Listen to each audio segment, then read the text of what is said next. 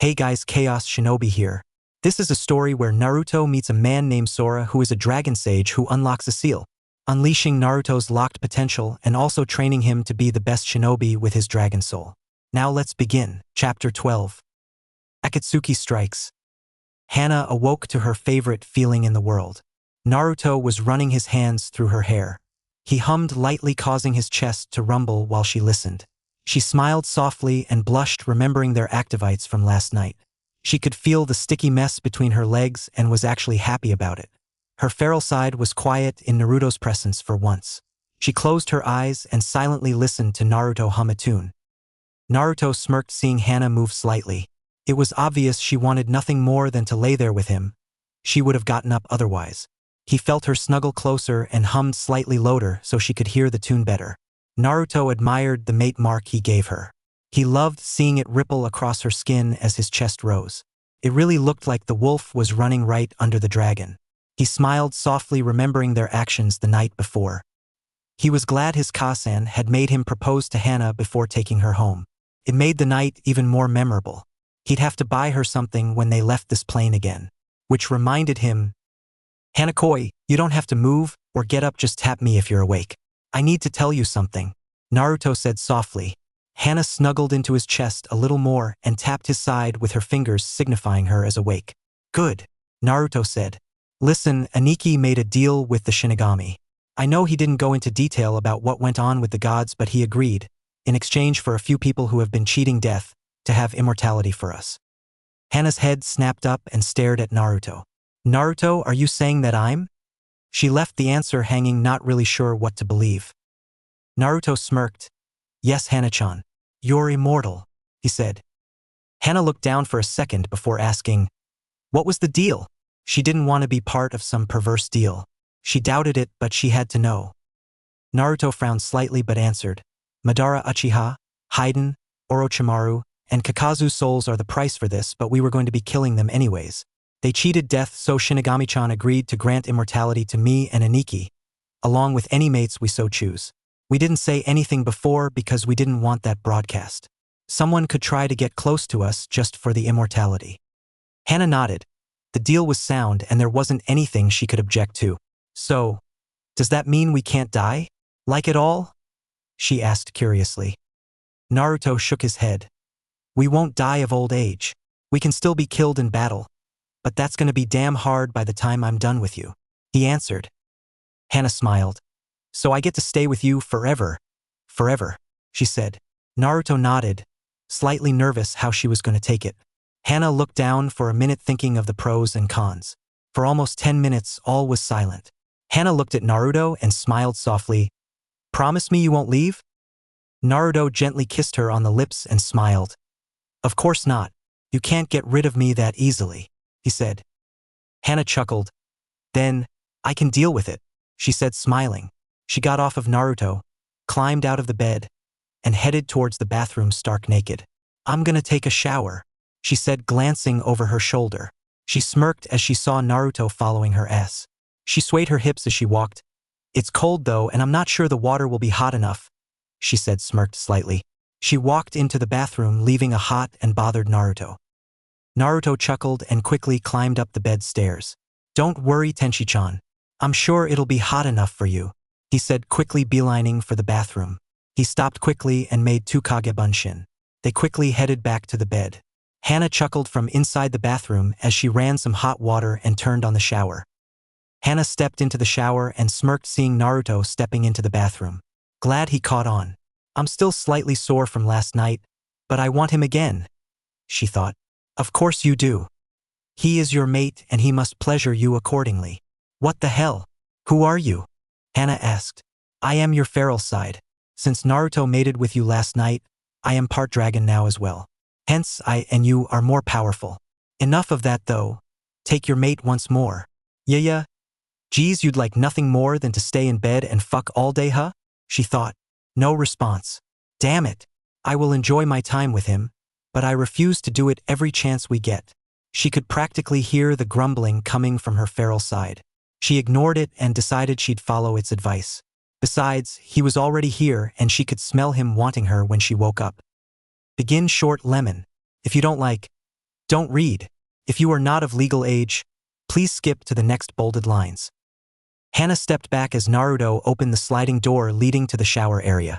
Naruto smiled, seeing her up against the wall, and stepped up, pressing his body against hers. Hana smirked and pressed back, feeling his hardness against her thigh.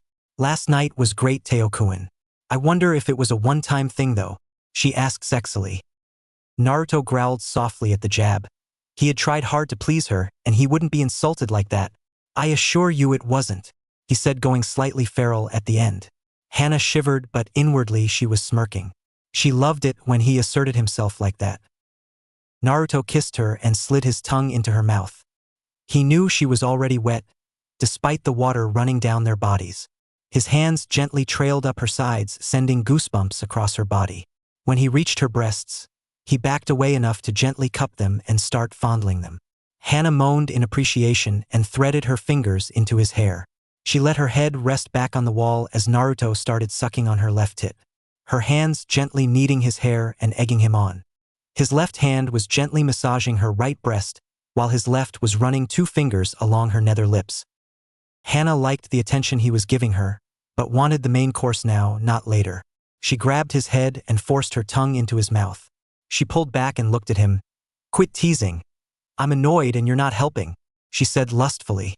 Naruto smirked and grabbed her right leg, lifting it up. She quickly grabbed his penis and jerked him a few times, getting grunts, before placing him at her entrance. He swiftly entered her and stayed there a moment. She draped her arms around his shoulders and started making out with him. He gently pulled out and thrust back in. He purposefully kept his pace slow and steady. Hana was rather enjoying the pace. While going fast was fun, she could feel her orgasm being drawn out as he made sure to hit all the right spots. She didn't know if he did it unknowingly, but damn did it feel good. Naruto simply loved the feeling of being squeezed by her pussy. His cock felt like it was in a warm, wet, tight massage. They were still making out and Naruto pushed her back against the wall. He was nearing his end and he wanted to make sure Hana got her orgasm as well. Hana moaned loudly as Naruto pulled almost all the way out before plunging back in. He quickly took one of her nipples into his mouth before he repeated his process.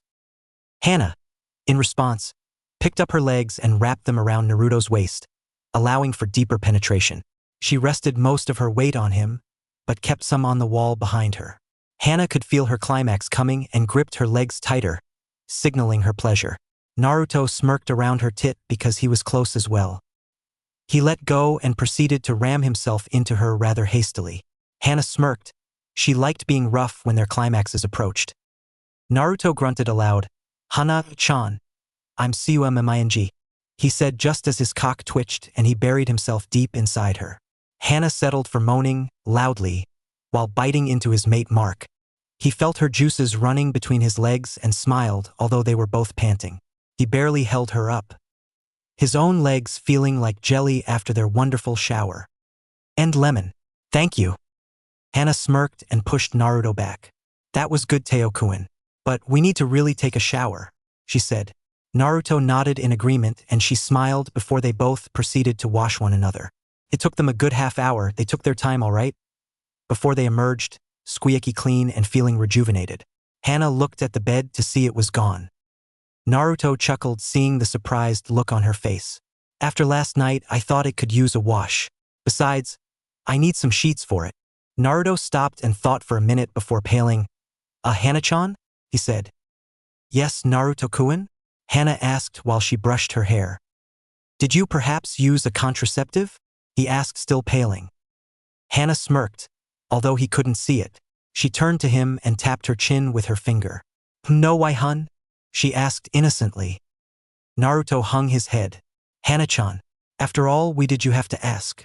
He said, slightly depressed. It wasn't that he wouldn't want kids. He just didn't think he could care for one right now. Hana chuckled. Of course, silly. Inuzuka women are only fertile during heats, Naruto. We are safe until my next cycle. Lucky for you, those only come once every 3 months and they only last a week, she said. Basically, they only have periods once every 3 months. Naruto mentally sighed in relief. Sorry about the freak-out, Hana-chan. I'd be happy if you got pregnant, but I don't want to have one right now. Maybe after we are done with all of this, he said. Hana nodded. I understand. Anyways, I promised the girls I'd meet up for lunch today, and since it's... She looked at the clock. 11:45. I think I'll head out. See you tonight, Teo-kun. We need to go to Mom's for dinner though. I want to tell her about your proposal, she said smiling. Naruto smiled right back and said, see you then. I have to go see Oba-chan. We are gonna need help fighting Itachi and Kisame. Hana nodded and they both set off. With Sora and Enko, undisclosed location. Sora and Enko had already killed Deidara and Sasori. Now they were searching for Zetsu and information on where the organization was based. The fights were long, but the two mates came out on top. Enko sighed as they jumped through the trees to their destination. That Sasori fella was annoying, she whined. All of his weapons were poisoned. Even I'm not that eccentric. Sora frowned. You're telling me? That sexually confused dude. What's his name? Deidara. Man, I had to go sage mode just to get close enough to kill him. Not only that, he goes and blows himself up afterwards. I'm damn lucky my armor is built to withstand Baylor's explosions, otherwise I'd be toast right now. He replied. At least I am immune to poisons, well, human poisons anyways. I'm happy we found out I have the poison dragon chakra. It's so fun to inject enemies with it. Enko said, turning a little fangirlish at the end. You see, among dragons there are certain chakra types just like human chakra types.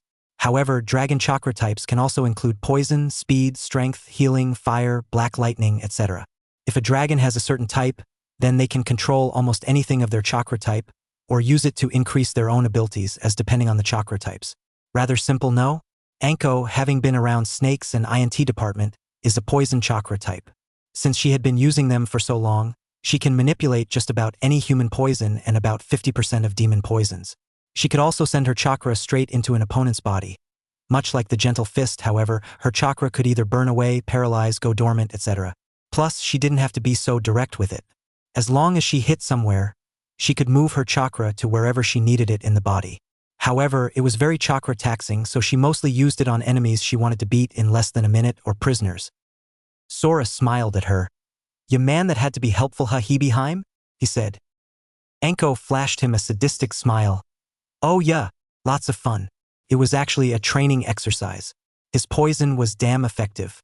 Took me almost half a minute to cleanse myself after I finally ripped his damn heart out," she said, still smiling. Sora chuckled. "Glad you had so much fun." Suddenly a light bulb went on in his head, and he grinned a lecherous smile.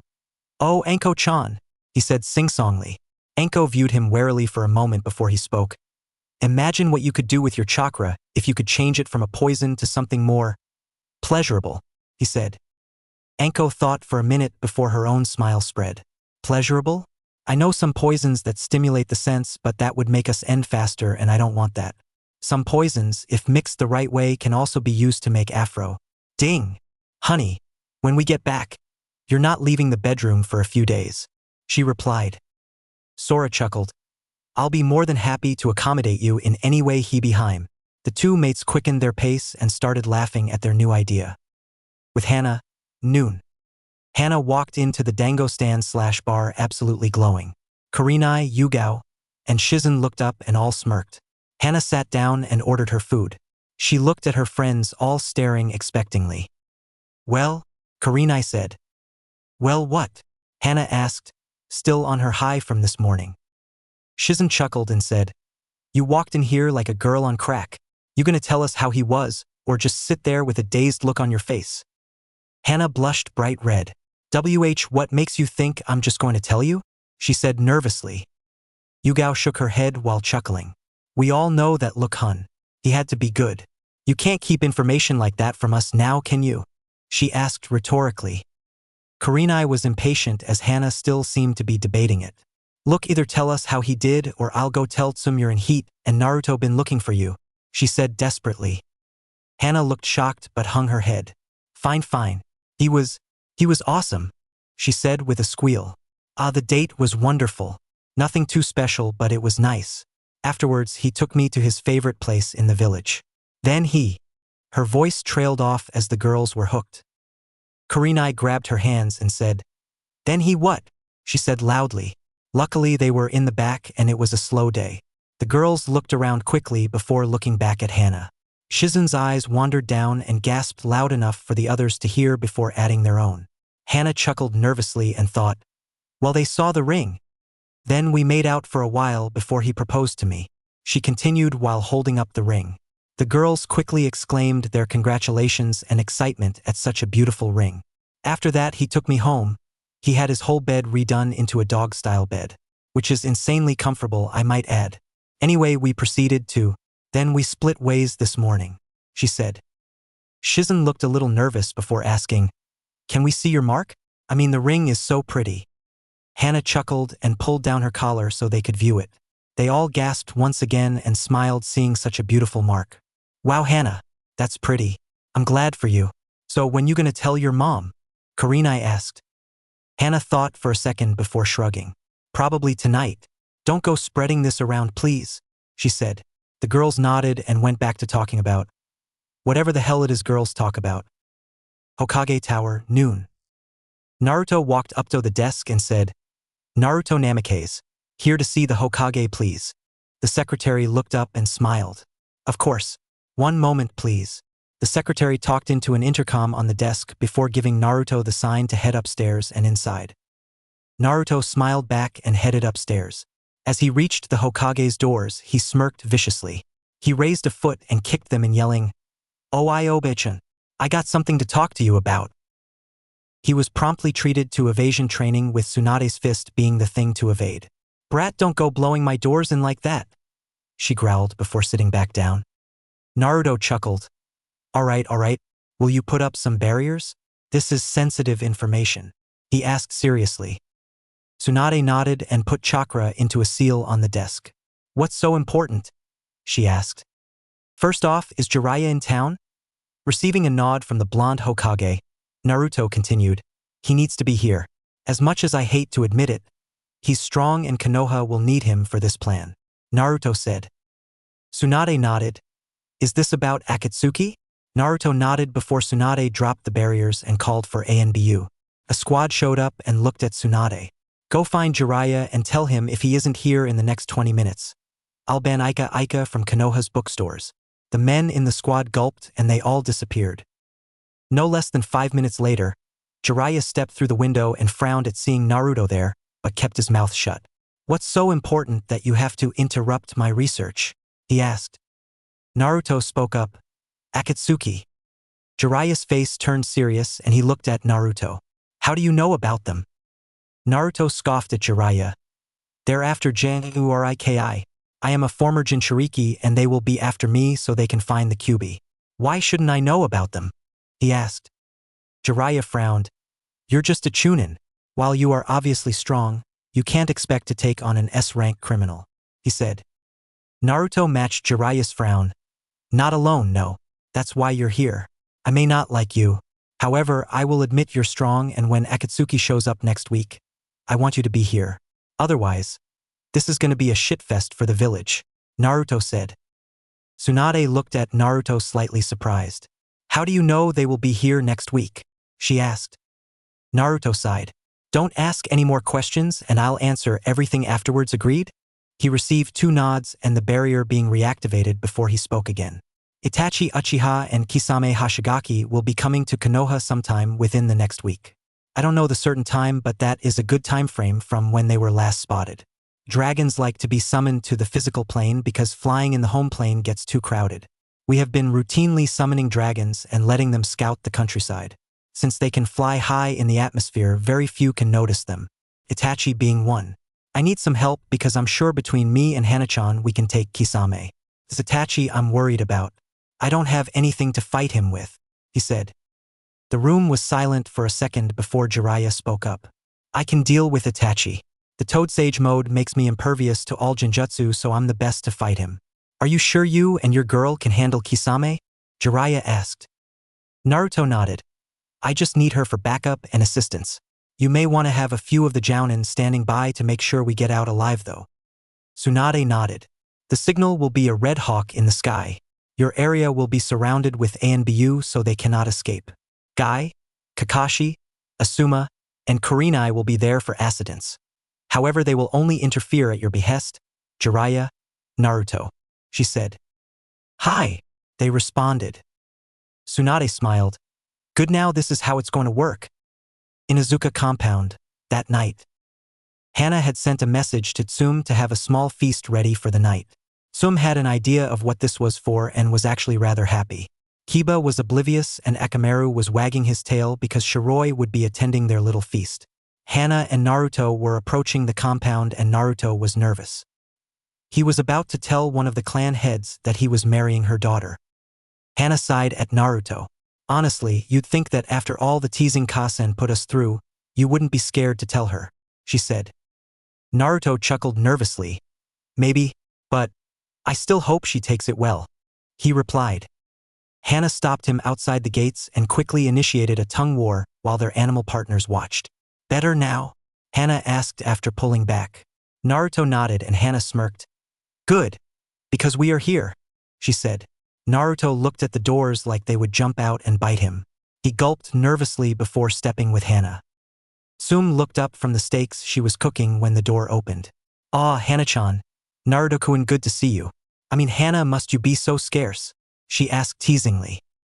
Hana looked slightly sad. Sorry, Kasan.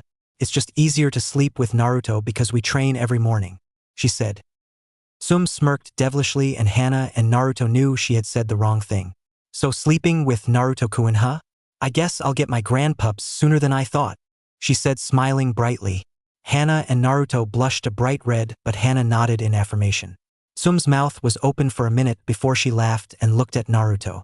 Never thought that would backfire. She better not be pregnant or… Tsume let the threat hang, actually getting serious at the end. Naruto quickly waved his hands and shook his head while Hana answered, No, Kasan. We came here to tell you something else important though.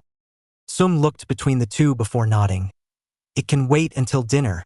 Naruto, please go get Kiba. First door on your left upstairs. Naruto nodded and headed off while Tsume turned to Hana. Tsume smirked. How was he? She asked. Hana blushed again. Good. Very good. I enjoyed it as much as he did. She answered, slightly abashed that she was telling her mother this. Tsume chuckled. That's good to hear. I know you enjoyed that new bed of his. Hana looked surprised. Oh, don't be so shocked. Who do you think he asked for help when he wanted it designed? Hana nodded because who else would you ask to design a bed for an Inuzuka? Kiba and Naruto came down the stairs chatting amicably. Akamaru and Shiroi followed them and quickly laid down near the low-set table, curling up with one another. The Haimaru triplets silently laid down behind Hana's spot and Karamaru sat next to Tsume's spot. The meal was quickly served and small talk made. Hana had kept her ring in her pocket, so Tsume wouldn't notice. Naruto looked at Hana as Kiba was finishing the last of his meal and she nodded. Naruto cleared his throat to get their attention. I have something I wish to say, he said, still slightly nervous. Hana reached into her pocket and put the ring on under the table. Tsume-san, Kiba. Last night I asked Hana to marry me and, to my great luck, she agreed, he said. Tsume was smiling brightly while Kiba looked a little gobsmacked. Hana pulled out her hand and put it in front of Tsume. Hope you don't mind, Kasan, but I wanted to show this to you, Hana said, smirking slightly. Tsume squealed and grabbed her hand. Oh, this is beautiful. Damn it. I knew I should have gone after him, she said, pouting slightly. The collective voices of her children caused her to chuckle, however, when they yelled, Naruto chuckled. I know this is kinda sudden, but well. He looked at Kiba kinda nervous. He knew Tsume wouldn't care, but he didn't want to be mauled by Kiba. Righteous brotherly fury is close to righteous female fury after all. Hana shook her head at her fiancé's actions. He could be scared of the dumbest things sometimes. We already marked one another, so by dragon laws we are married. The ring and the wedding will be for formality. Plus, I want to see the look on all those girls' faces when I make out with Teo-kun here on the altar, Hana said, smirking. Kiba looked from Naruto to Hana and back to Naruto before opening his mouth, causing Naruto to stare in apprehension, before sighing and saying, Fine, you beat me. I can't even use the alpha argument. But Naruto, you hurt my sister. I'll kill you, dragon or not, he said, going feral. Naruto glared at Kiba. I won't hurt her, so keep your threats, he responded. Tsume shook her head. All right, Sochis, that's enough. Naruto whipped his head to her so fast you'd think he had whiplash. Yes, Naruto. I'm gonna call you Sochi and you're gonna call me Ka-san, understand? she said, smiling with an Oni mask appearing behind her. Naruto quickly nodded. Good. Now let's finish dinner and let the two lovebirds go fuck like rabbits. Naruto and Hana blushed and yelled, OM. The family's laughter rung out of the courtyard. Time skip. 1 week. Training ground 50. The training grounds were just a simple wide open clearing in between the trees. It was mostly used for stealth or evasion training, although the clearing provided ample room for a fight. Hana and Naruto were only mock sparring. They knew Itachi and Kisame were somewhere close, so it was a light workout and they had their gear with them. Their partners were laying on the grass and watching them spar while being alert of their surroundings. Not far away, Itachi and Kisame had just exited a tea house. They had heard rumors of Naruto's power, but Kisame had immediately dismissed it. NBU had noticed them entering and had refrained from following them and opting instead to report to the Hokage. Naruto and Hana were flying through their mock spar, twisting and evading each other's strikes instead of blocking, the rules of this spar. The both jumped apart and looked to the trees. We know you're there.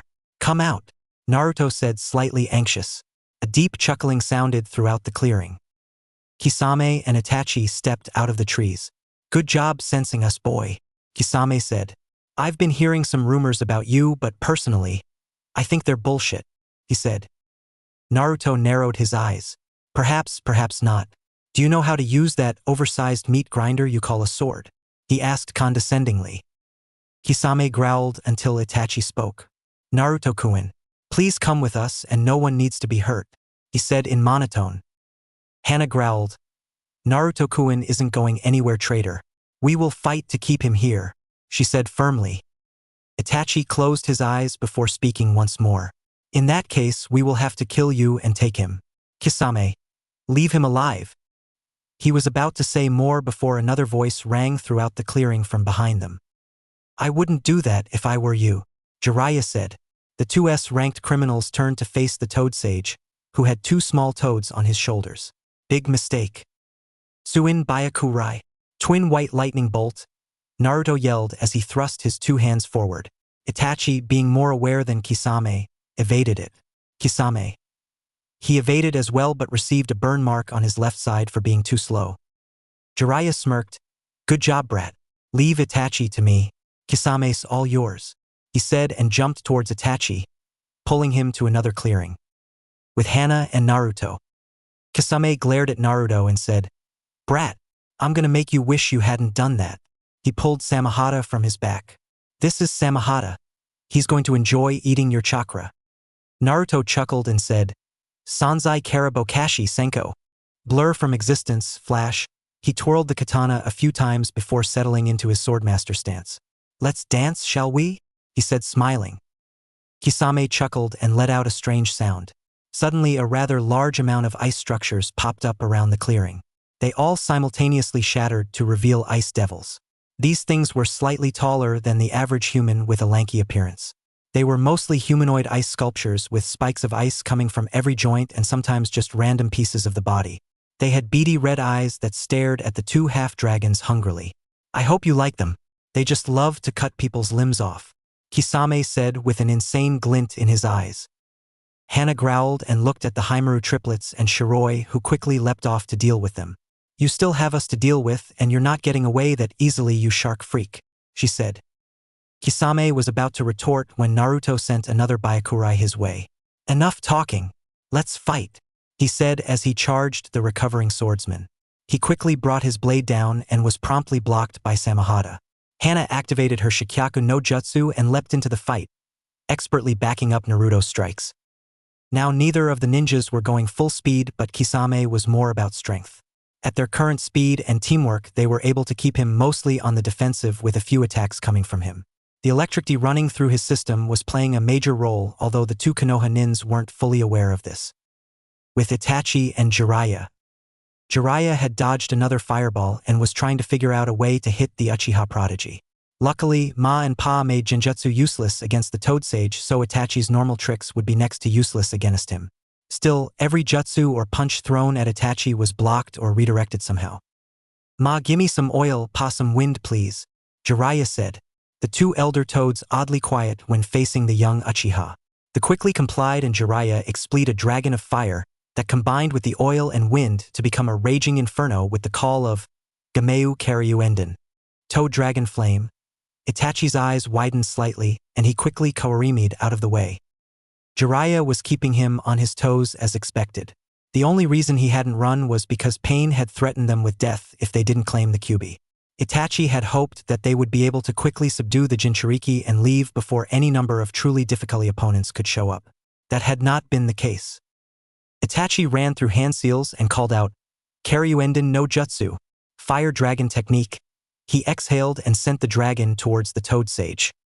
Pa quickly called out, Tepidama no Jutsu, Water Bullet Technique, which collided with the dragon to create a very thick steam. Ma knew that not seeing the opponent was scary and exhaled saying, Deitapa no Jutsu, Great Breakthrough Technique, which blew away the steam to find an empty clearing. The three heads swiveled around looking for their opponent.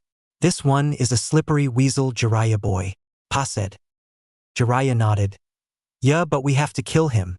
He's too dangerous to be left alone anymore. The two sages nodded and they proceeded to gather sage chakra for a rather unique attack. With Shiroi and the Haimaru triplets. The Ice Devils were mostly low-level demons. The four Ninken had quickly paired up just like in the invasion a few weeks ago. Overall, they were tearing through the devils like a bull through wet tissue paper. Of course, it helped that all the Ninken had a fire affinity and these devils happened to melt if the fire was too much for them. A brief lull in the combat allowed them to pause and look at their masters. They were fighting well, but Kisame was getting over his paralyzed state. They looked at each other and redoubled their efforts. Their masters needed them and they would be there soon. With Hana and Naruto. Naruto had already released his resistance seal to level 2. Kisame was just fast enough to dodge or, in most cases, block Naruto's lightning-fast strikes.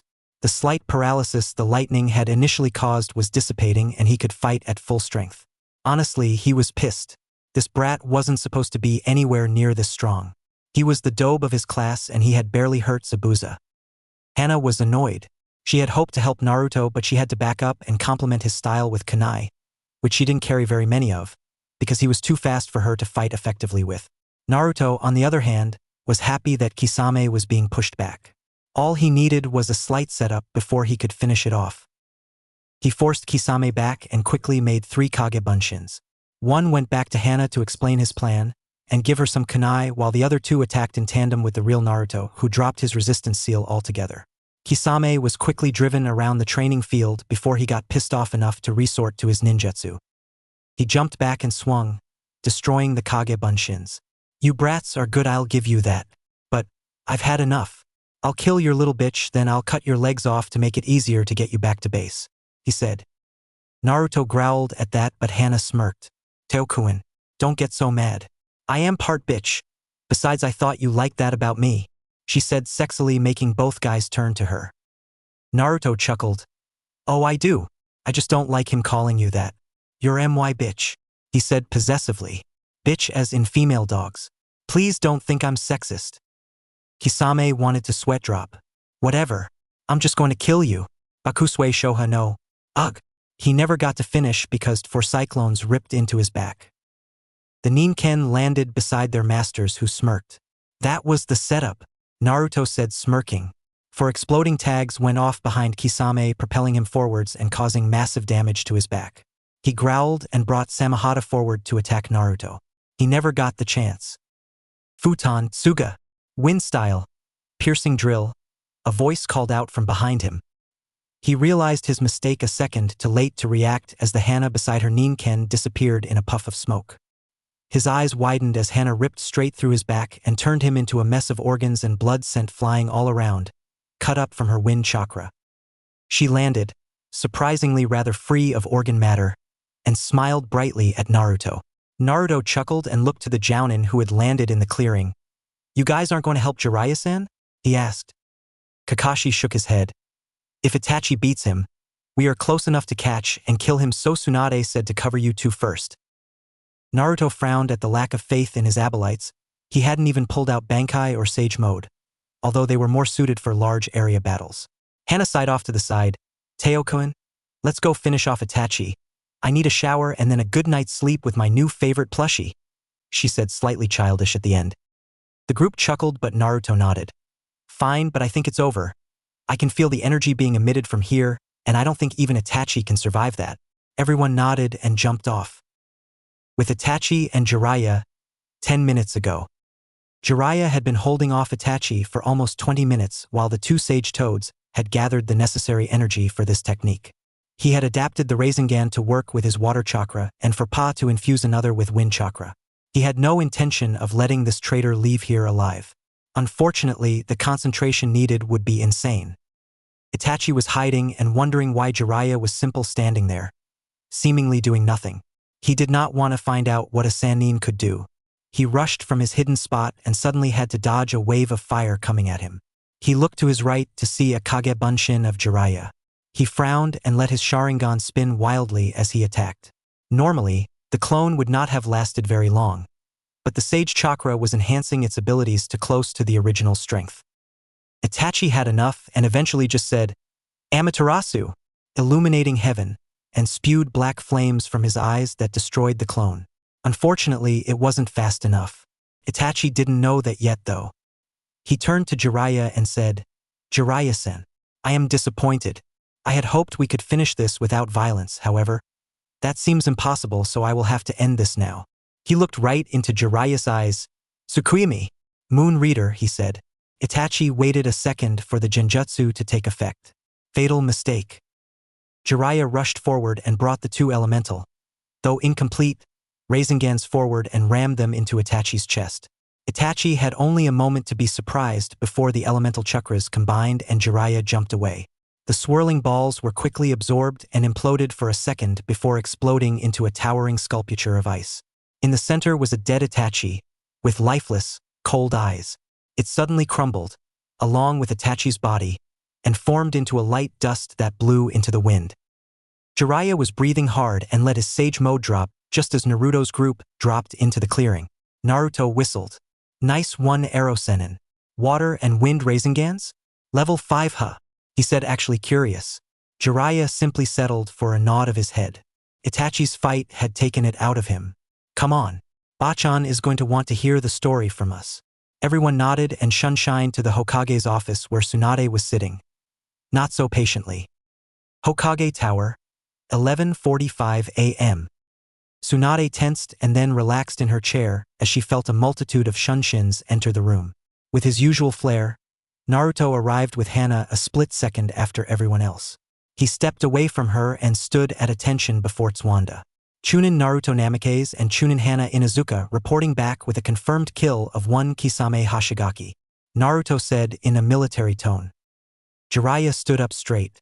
Jiraiya of the Sannin, reporting back with a confirmed kill of Itachi Uchiha. He stated seriously. Tsunade was a little surprised that their plan worked, but overall she was happy. 2 major threats to Konoha had been destroyed along with 3 more should Sora and Anko succeed. She smiled but then hardened her face. "Report. Naruto, you and Hana first," she said. Naruto nodded. He quickly explained about their sneak attack and Kisame severely underestimating them. Fortunately, Kisame was one of the hard hitters for Akatsuki. With him out of the picture, they would be hard-pressed to gain another member like that. Same for Itachi's caliber of Shinobi. Tsunade turned to Jiraiya, who launched into his own version of killing Itachi and was impressed that the 2 Chunin had taken down Kisame with such simple attacks. Simple they may be, but no one could argue their effectiveness. Tsunade closed her eyes and absorbed the information just given her before snapping them back open to congratulate the group. "Very good work, everyone. Hana and Naruto will be receiving S-ranked mission pay along with the bounty for Kisame. Same for you, Jiraiya." They all nodded, the 2 younger shinobi actually excited at that much money. "The Jounins will receive a ranked pay for keeping the fight local. Thank you for your work and you are dismissed." Everyone nodded and bowed to the Hokage before leaving in their own ways. Mostly Shunshin. Hana and Naruto went to get some lunch and then promptly went home to fall asleep in their new bed with their Ninken surrounding them. Time skip. 1 week. Hana was curious. For the past week, Naruto's performance in bed had been stellar to say the least. Their first night was great and all, but lately it seemed like he got better every day. While she could attribute it to their sexual activities, she doubted it because she hadn't learned too much more. He always seemed to hit sensitive spots or do something sensual that turned her on even more. She wasn't complaining, but she was starting to wonder if someone was helping him on the side. That thought did not sit well with her, and she resolved herself to find out just what made Naruto become such a very good lover. New feeling. It had been 2 weeks since Konoha had killed Itachi and Kisame. A month since Naruto and Hana's engagement. Hana's progress was rather astounding. She could dodge most of the attacks Naruto sent her at level 2 resistance seal level. She was fast enough to properly complement Naruto, and her natural flexibility let her slide around Naruto rather easily. Although training wasn't the only reason that had increased. Her sessions with Tsunade were nothing to scoff at. She didn't have the control necessary for the super strength, but she could easily heal a deep wound and was well on her way to repairing organs. Note, just because they are repaired does not mean they are 100% effective. Still, Hana was slightly puzzled at Naruto's performances. Their lovemaking was very good. Every day he seemed to come up with another position or suggestion that made things exciting. She wasn't worried about him cheating, but she was curious just where he got the ideas which led to this. Barbecue joint. Noon usual kunoichi get-together. Kurenai, Shizune, Hana, Yugao, and, surprisingly, Hinata were sitting together and chatting, although Hinata mostly blushed and kept quiet. Hana sighed. I just wish I knew where he got the ideas. They are very well thought out and almost always bring something new into the bedroom, she said, blushing at some of the rather unique ideas. Kurenai shook her head. As long as he isn't cheating on you, what difference does it make? She asked. I mean, you enjoy it, right? Why should you look a gift horse in the mouth? Yugao and Shizune looked at each other before Yugao giggled. Why don't we just tail him to find out? She asked playfully. The girls looked gobsmacked before Hana intervened. I'm not going to go spying on my fiancé just because he is amazing in bed, she said in a loud whisper. Contradiction much? Shizune chuckled. But, if you know why he's amazing in bed, then wouldn't that let you both enjoy it more? She asked innocently. The other girls caught the look in her eye, although Hana didn't, because she was thinking. Shizune and Yugao both wanted to know just how he got better as much as Hana. Hana sighed. Fine, let's do that tomorrow. It's a Friday, so I have off from practices. The girls nodded and the day was set. With Anko and Sora. Anko groaned loudly. Man, could this guy be any harder to find? She asked. Sora frowned. I knew he was good, but to travel this far in such a short time is amazing. Sighs. Guess I'll just have to lure him out with rumors then, he said. Anko looked at Sora curiously. Rumors? Sora nodded. He's their information gatherer, so a rumor that the Sanbai has headed for the open sea would be too curious to ignore. Hopefully we can catch him this way, he said. Anko thought for a minute before adding, why don't you add that Konoha has been asked for assistance with the Jinchuriki to subdue the Sanbai? Sora smirked ferally. I knew there was a reason I love you. Anko chuckled. I thought it was because you love to pound me into next week? She asked, pouting slightly. Sora chuckled. That's just a plus. Besides, you beg for it anyways, Hebeheim, he said sensually. Anko giggled. That's right, giggled. Good, because if you had said that was all, I'd leave you high and dry for a month, she replied. Sora's face paled and Anko laughed. Come on, hun. Let's just get rid of this freak so we can get back to Naruto. I want to see if he proposed to Hana yet, she said as she sped up. Sora shook his head and matched her speed. He agreed with her though. He wanted to see his Otudo again. Next day, 7 a.m. Naruto woke up and smiled, seeing Hana hugging him like a plushie. She always wrapped herself around him during the night, and he had to admit that he liked the clingy side of her. He smirked, thinking of how much he loved seeing her happy when they made love almost every night. Unfortunately, the last 2 nights were off nights, as they called them, when they didn't make love. His extra training sessions were paying off, and he was quite happy about it. He gently ran his hands through her hair, knowing she wouldn't want to wake up early on one of her days off. He silently made a kagebunshin to go make breakfast and bring it to them. Hana awoke like she had every morning since Naruto had proposed to her, with his hands knuckle deep in her hair, just the way she loved it. She frowned slightly, thinking of what her friends were going to do today. She wanted to know, but this was a little overboard. Still, she had agreed, so she would follow him with her friends. She lifted her head as the door opened to see another Naruto carrying eggs and bacon on a plate with a side of ham for her and a steaming bowl of ramen for him. She rolled her eyes. Breakfast is served, Tenchi-chan, Naruto said, smiling. Hana smiled back. Good morning, Naruto-kun. Thank you for breakfast. she said before taking her plate and tray and eating silently. Naruto quickly downed his food before taking his tray and Hana's while heading downstairs. Hana got dressed and turned to Naruto as he entered the room. "So what are you up to today, Teokuin?" she asked innocently. Naruto started getting dressed in his usual hirei and shirt before he answered. "Lee asked me for help with his training, so I'll be doing that this morning, but in the afternoon I have some personal activities planned to relax." "Why?" he asked as he sat down to put his sandals on. Hana shook her head. "No reason. Well, I'm meeting the girls. I'll see you tonight, okay, Teokuin?" she said. Naruto nodded but got a playful look on his face. "Tenshi-chan, what do you say we go on a date tomorrow like our first night? I'll take a room downstairs and change there tomorrow. You can have this room," he asked. Hana smiled brightly. "I'd love that, Naruto-kun," she said. Naruto smiled. God, her good moods are infectious. He thought, "Good. I'll see you tonight, Tenshi-chan."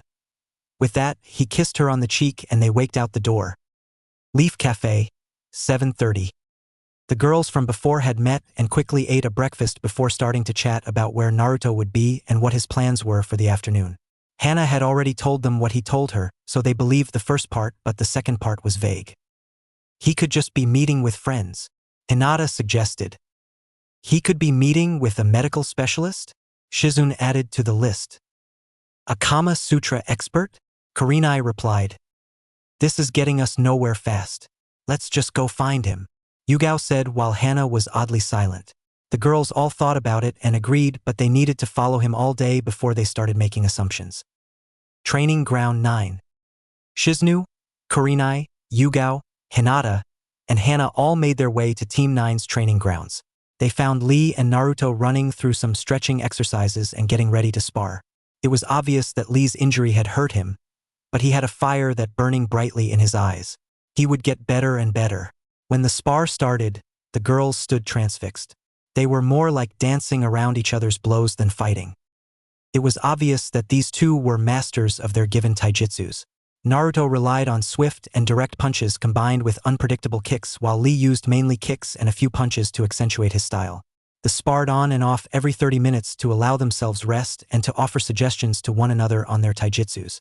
Naruto seemed to completely ignore Lee's flames of youth speeches, even though the girls were suffering through it. Hinata had a newfound respect for her cousin after listening to Lee and imagining there was, well, she cringed at that. When lunch rolled around, Naruto offered to buy Lee barbecue, who readily accepted, and they were off. The girls silently followed and had lunch at a quaint little cafe across the street while wondering, once again, what Naruto would do in the afternoon. Naruto waved goodbye to Lee, who screamed something about youth and dashed off. He chuckled and started heading down the street. The girls quietly got up and started to follow him via rooftop. He kept walking until he found the Wolf's Claw weapon shop and stepped inside.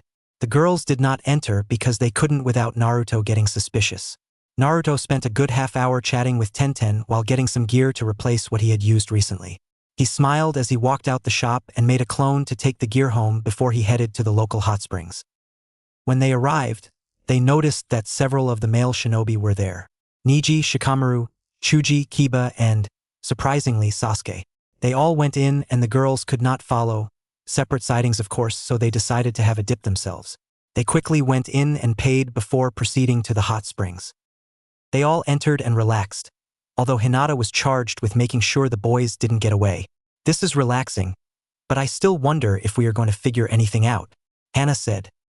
Kurenai sighed. I know he hasn't done anything interesting or suspicious all day except talk to Tenten a lot, and we all know she's hot for Niji, she said. Yugao nodded in agreement. I know. I wish we could find out, but it may take more days to truly figure it out, she said. Hana shook her head. If we don't find out today, I have a date with him tomorrow. Maybe I can coax it out of him then, she said. The girls nodded in agreement and spent another 10 minutes in the hot springs before Hinata signaled them to get out. The girls dried off and got dressed before taking to the roofs once again and tailing the boys. It was about 3 in the afternoon when they stopped at Sasuke's house and all went inside. Hinata quickly activated her Byakugan and saw that they were playing poker. The girls settled in for another hour or so of boredom. By 5 p.m., the girls had given up because Naruto was always home by 6 if he didn't have a mission. Thank you guys for the help, but I'll take care of him tomorrow, Hana said.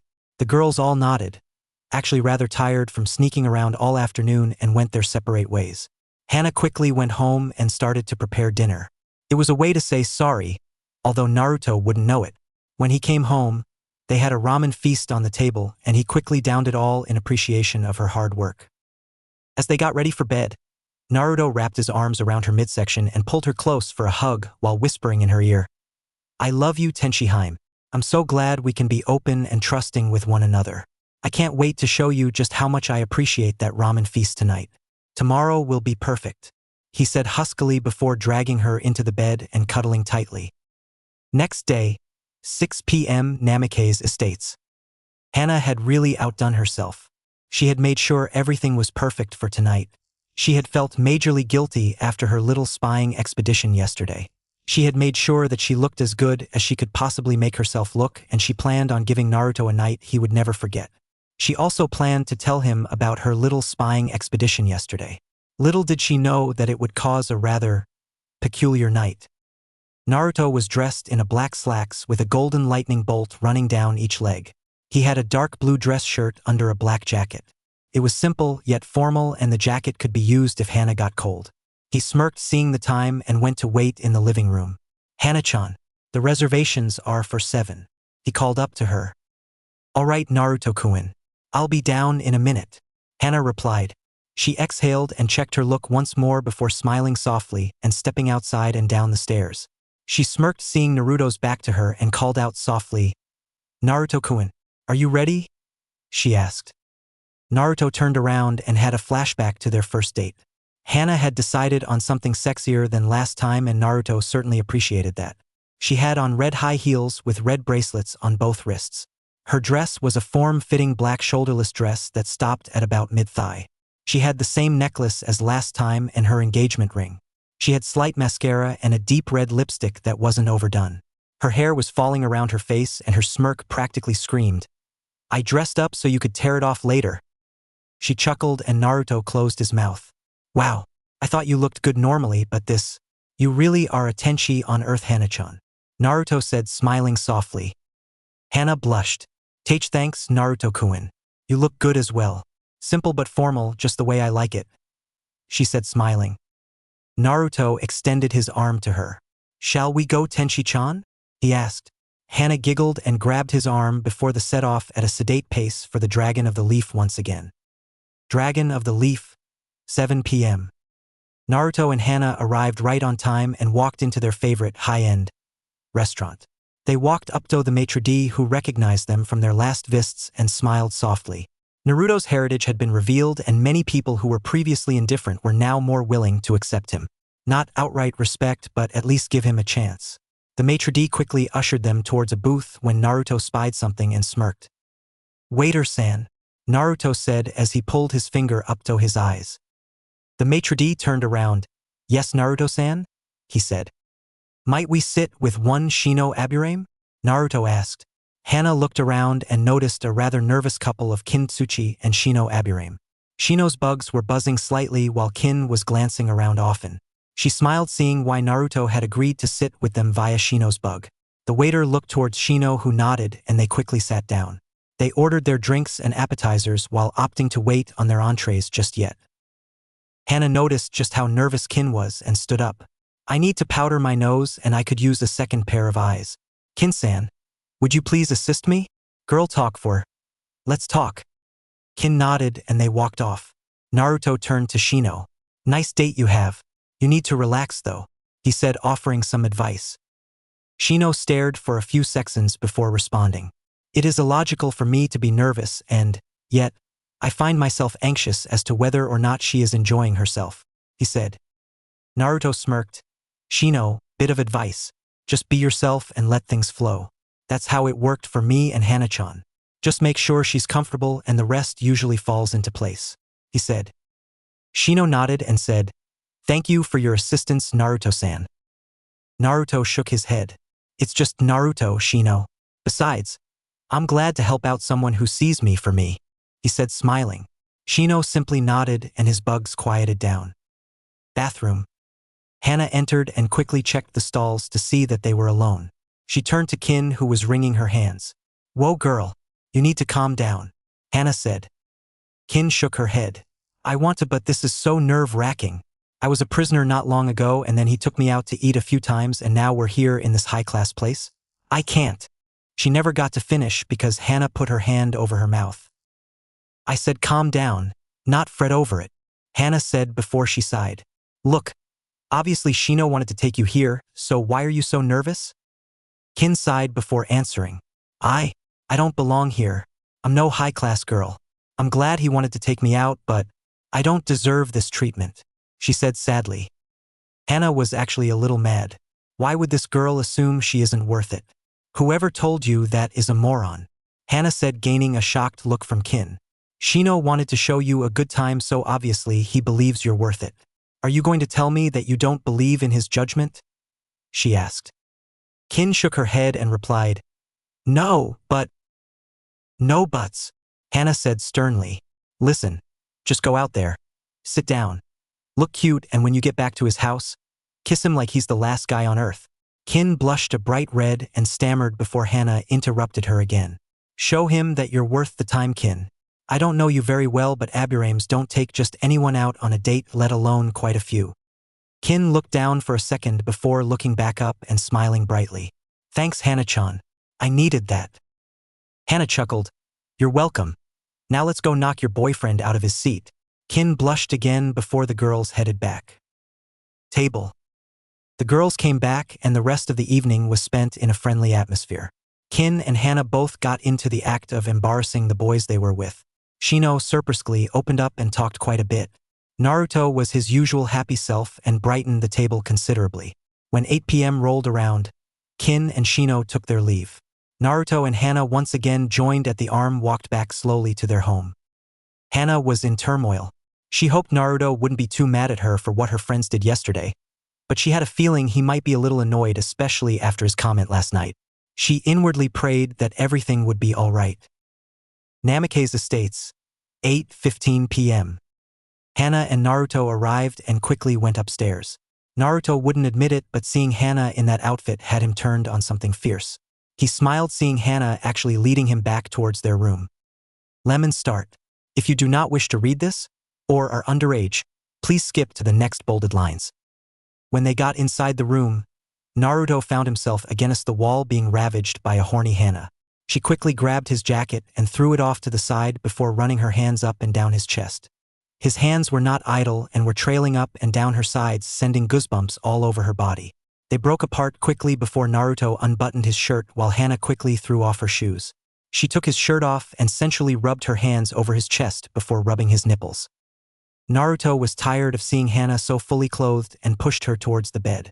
As they reached it, Naruto pulled her dress down and she stepped out and started to descend the stairs, slowly letting his eyes wander across her body. She had opted for a pair of black lace bra and panties set with red swirls atop her nipples and directly over her, now moist, opening. She chuckled when she reached the bottom of their bed and smirked seeing him so obviously ogling her. She loved being able to turn him on. Like what you see, Teo-kun? Hana asked seductively. She grabbed her breasts and raised them to let him get a real eyeful. Naruto gulped and replied, Always Tenshi-chan. He undid his belt and let his pants fall to reveal the growing problem in his boxers. He hopped into the bed and walked up to Hana before passionately making out with her. Hana moaned into his mouth, her hands gently rubbing his thighs, not wanting to go for the prize yet, because she still had to talk to him. Naruto undid her bra and moved his mouth to trail kisses down her neck to her left tit before suckling it like a baby. He continued his ministrations for a minute or so before switching and using his right hand to keep her left nipple stimulated. His left hand gently rubbed her through panties. She loved that he was getting so into it but needed to talk to him before they went further. Naruto-kun, please, why wait a moment? She said through her moans. Naruto stopped and looked at her wardly. I didn't hurt you, did I? He asked, concerned. Hana shook her head. Listen, I need to get this off my chest. Yesterday, the girls and I followed you around. Naruto didn't look very surprised and asked, Why? Hana looked down. I was worried about how good you were in bed. Seeing his confused look, she sighed and elaborated. You seemed to improve in getting me off every time we made love, and I was curious where you were learning how to do that, she said, slightly ashamed. Naruto sighed. So that's who I felt yesterday. Tenchi-chan, why didn't you just ask me? I'd be happy to tell you, he said. Hana looked a little surprised. You're not mad? And you'll really tell me? She asked. Of course. I'm not mad. I can see how it'd look. Do you want to know how I got so good? He asked, genuinely curious. Hana nodded furiously. She grew confused when he formed a seal and said, Oiroke no jutsu. Sexy technique. Now Naruto was in his female form. A beautiful woman with 2 long blonde ponytails, double D-cup breasts and a tight round ass. I simple practiced with a Kagebunshin in this form, getting the experience from both sides and verbal directions. Naruto said, I will use proper pronouns for the body, not the person from here on out. Hana's bangs shadowed her face. That's it? She asked, oddly quiet. Naruto nodded. Yeah, that's all. I hope you aren't mad about this, she said. She closed her eyes only to find that her body was now being held from behind by Hana. Hana-chan, what are you doing? She asked, a little nervous because Hana had both of Naruto's hands behind his back. Hana's right hand held Naruto's wrists, so she couldn't move while her left moved to massage her tit. You have been using this body to learn how to pleasure me? Hana said, a little offended that Naruto hadn't just asked her to spend time working with each other's bodies. Yes, what's wrong? Naruto asked, the hand on her tit making her whole body heat up. She could feel Hana pressing her body against hers and was honestly getting turned on. So, do you like being in this form and getting pleasure? Hana asked as her hand started to travel south. Answer truthfully or you won't like the outcome, Naruto-chan. Naruto blushed and felt Hana's hand gently massaging her lower lips. She bit her lip but answered truthfully. Mates could tell when they were lying through their marks anyway. Why, yes I do. But not like this. I just wanted to. She moaned aloud as Hana's finger entered her folds. Wanted to what? Fuck something else so you could please me more? Why didn't you just ask me, Naruto? She said as her finger continued its path in and out of Naruto's pussy. I didn't know you'd want me to, oh Hana-chan. Naruto said between pants and moans. Hana inserted another finger into her, now female lover. She smirked as she heard Naruto's breath hitch and felt Naruto's body start pressing into her fingers. She had to admit that Naruto's pussy was massaging her finger pretty well. I wouldn't have minded, but you never asked, Hana said. By now, her anger had abated. She was just doing it because this was brand new and, honestly, she liked the idea of freaky things in bed. Her grin turned absolutely feral at the next idea that popped into her head and started to really piston her fingers in and out of Naruto's pussy. Come for me, Naruto-chan. I promise I won't be mad, she said softly into Naruto's ear. Naruto had honestly been enjoying herself. The female her was only used for distractions and the occasional training session to help with Hana. The Kagebunshins had always enjoyed sleeping with Naruto, and Naruto honestly couldn't find it within himself to change back. This is freaky, and like his mate, he loved freaky things in bed.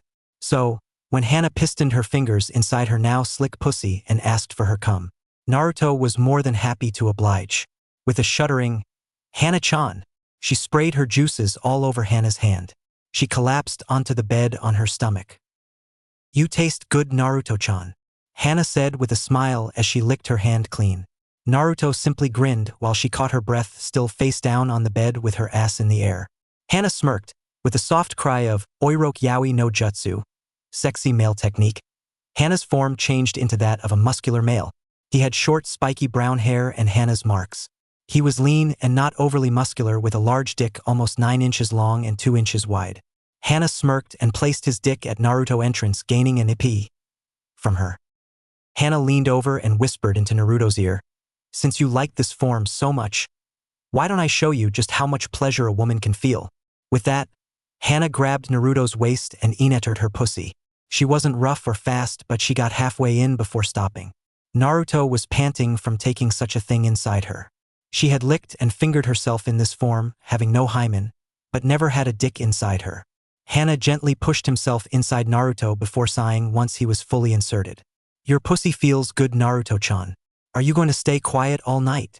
Hana asked. Naruto looked over her shoulder a little annoyed. You're too big, Hana-kun, she said. Hana chuckled. No, I'm not, you have plenty of room, he said, pulling out and thrusting back in, earning a loud moan from Naruto. Hana leaned over to Naruto's ear and whispered, You're my bitch now, hun. You're going to spend all night taking my cock up your pussy for that stunt, he said sexily. Naruto's eyes widened. Damn, I can't tell if she's serious or if she is just playing with me. Naruto looked down saddened. I'm sorry. Hana smiled and thrust deep into Naruto's pussy before whispering into her ear again. Apology accepted, but you're still my bitch for the evening, he said before he started to fuck Naruto rather well. Hana liked that position but felt something was off before he stopped and smirked. He grabbed Naruto's left leg and lifted it straight up before starting his thrusts once again. Naruto was in bliss. A woman's body had a completely different feeling than a man's for sex. She could practically feel every muscle that twitched with each thrust from Hana, and the incessant fire burning in her loins was building by the second. Hana was enjoying himself immensely. Naruto's pussy was tight and, most of all, wet. He could slid in and out without rough resistance. The feeling of being inside his lover for once was indescribable, and now Hana knew why Naruto liked having sex so much. Hana felt his balls churning and decided to push Naruto over the top. He reached down and gently inserted a finger into the blonde's ass. Naruto was close to her orgasm. She could feel it approaching and felt Hana's cock twitching inside her as he continued to ram into her with abandon. She was closing in, but the clincher was that finger. Once it reached past her asshole, her vision blurred and she screamed to the heavens as she coated Hana's cock with her juices. A few moments later, Naruto was dimly aware of a rather large amount of cum filling her womb and coating her inner walls. She smiled softly at the feeling. Hana smirked, feeling Naruto's pussy tighten, and tried to milk him for cum. He pistoned a few more times before screaming out Naruto-chan, and thrusting so deep he hit her cervix. Hana kept his dick inside until he felt it starting to get full, and then slowly extracted it with a slight pop. Hana smiled, seeing Naruto look so happy. He had enjoyed this. Maybe they could make it a regular thing. After all, switching positions was a good way to come together as a couple. Naruto eventually recovered before looking at the resting Hana with a bit of a glare. That was mean, Hana-kun, she said, keeping herself in her female persona because she knew it wasn't over yet. Hana frowned slightly. You should have asked me to explore instead of using your clones, he countered. Naruto sighed. Look, I'm sorry, all right? Now I have to ask, she said, looking at her. Hana stared back. Ask what? He replied. Did you enjoy that? Naruto asked seriously. Hana was silent for a moment before responding. Yes, I did. Also, since you practiced with this form, I claim my right to fuck you like this at least once a week, he said. Naruto looked stunned. Well, what? You want to do this once a week? She asked, completely floored. I mean, I know I enjoyed it, but was it really that good? She asked herself. Hana chuckled. Yes, once a week.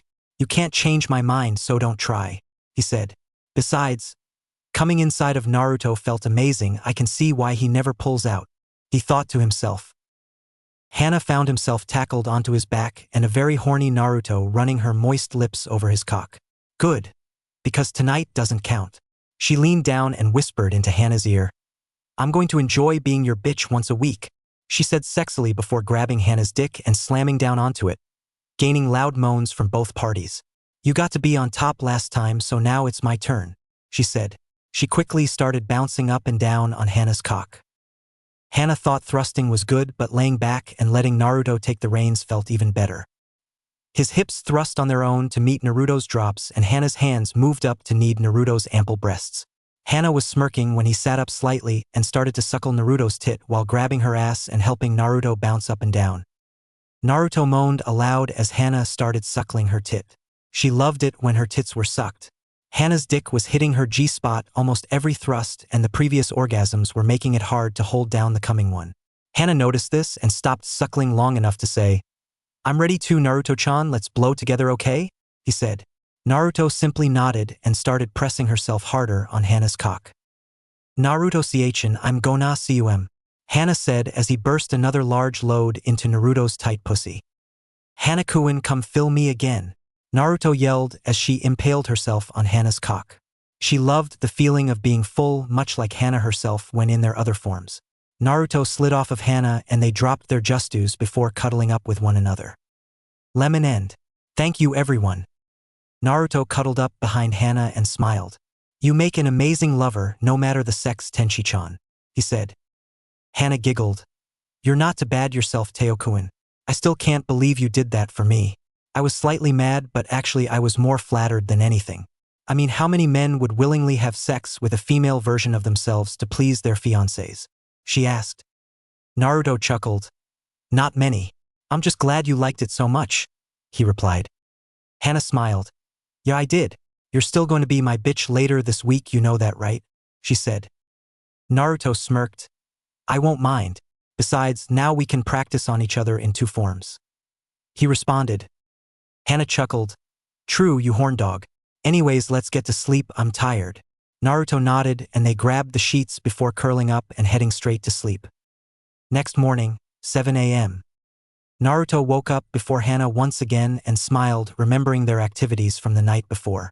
Some would call it disturbing, but Naruto saw it as a sign of love that the two of them could switch their roles as male and female like that and not make a real difference in their relationship. He sighed because he had to wake up Hana for their training today.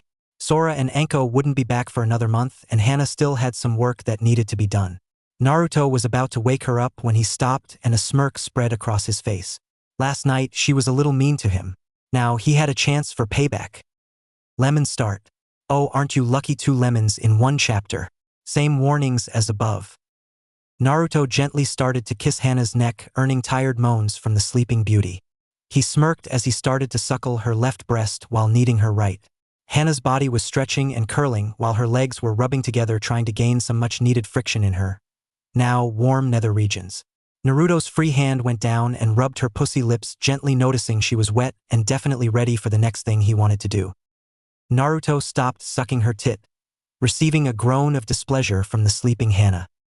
He smirked and went down her body before placing his mouth near her opening and holding her legs open so they wouldn't crush his head. He slowly licked from her anus to the top of her lips, earning a rather loud moan of approval from the awakening Hana before he plunged his tongue into her folds and started massaging her walls with his wet organ. Hana was in bliss. She was having a wet dream right after having sex with Naruto all night. She let out a loud cry as Naruto's tongue entered her folds and was launched into reality by his actions. Normally, Hana would be pissed, but this was way better than waking up to his hands in her hair, especially since she wasn't sore from the night before. Hey, a rhyme. She let out a loud Naruto Keon as she grabbed his head and pressed it into her nether lips. Naruto was inwardly smiling as he moved his mouth to her clit before inserting 2 fingers into her aching pussy. She had grabbed his head and refused to let him leave until he pleasured her fully, and he intended to do just that. His hands started to piston inside her, while his tongue furiously attacked her clit, trying to get her sweet nectar. Hana's orgasm was closing fast, and she decided to warn Naruto lest she lose her orgasm to nothing more than bedsheets. Besides, she loved seeing Naruto gulping down her juices. Taiyoku and I'm gonna su she said just as her whole body went rigid and her hips arced into his mouth, trying to prolong the orgasm. Naruto quickly moved his hands away and lapped up her juices while stimulating her lips with his tongue. When she finally stopped coming, Hana collapsed to the bed with a fine sheen of sweat covering her body. She was panting hard but had thoroughly enjoyed Naruto's little wake-up call. She didn't get to for long, however, because she quickly found herself with her hips in the air and a lot of her body weight on her upper back and neck. She was staring Amsat straight up at a smirking Naruto who had her legs spread so they were practically parallel to her body. Naruto-kun, pant, what are you doing? She asked. She had an idea, but she dearly hoped he wasn't thinking the same. She loved this position because he could get deep inside her. If he decided to start now, she wouldn't be holding her orgasm for long. Naruto smirked and placed himself at her entrance, causing her eyes to widen while she thought, I'm gonna be sore, but this will be worth it. I'm going to thank you for your performance last night, Hana-chan. Besides, you can't have all the fun this morning, he said before gently lowering himself into her pussy. Hana's eyes bulged and she cried out in discomfort. It always took her a moment to adjust to this position. She was panting hard while Naruto looked in concern before pumping into her slightly, earning a loud moan. He grabbed her ankles and bent forward over here, allowing him to plunge straight down into her wet pussy. He smirked and pulled almost all the way out before slamming back and getting moans of pleasure from both parties. He picked up a steady pace and the sounds of his ballsack hitting her ass with every thrust filled the room, causing Hana to reach her climax faster. Hana's body started getting stiff and she felt her orgasm coming. She wanted to hold on and let Naruto get his pleasure too, but that was quickly thrown out the window. Tenshi-chan, if you hold it in now, you'll be too sore to change tomorrow and make me your bitch again, he said hotly, That did it. She screamed to the heavens and coated Naruto's dick in her juices. Naruto simply slowed down to let her ride out this orgasm and keep his own from rising too fast. She was squeezing his dick hard, and he didn't want to blow his load until he caused her to reach her third orgasm of the day. He smirked seeing her panting hard and felt her orgasm fade. He started thrusting harder into her, gaining cries of, "Naruto-kun harder." Hana was on cloud 9. The first orgasm had been great. This one had lasted a full minute. She knew he would fill her pussy soon, and honestly, she wished he would. He didn't know it, but she was close to her heat and she wanted all the time she could with Naruto before it set in.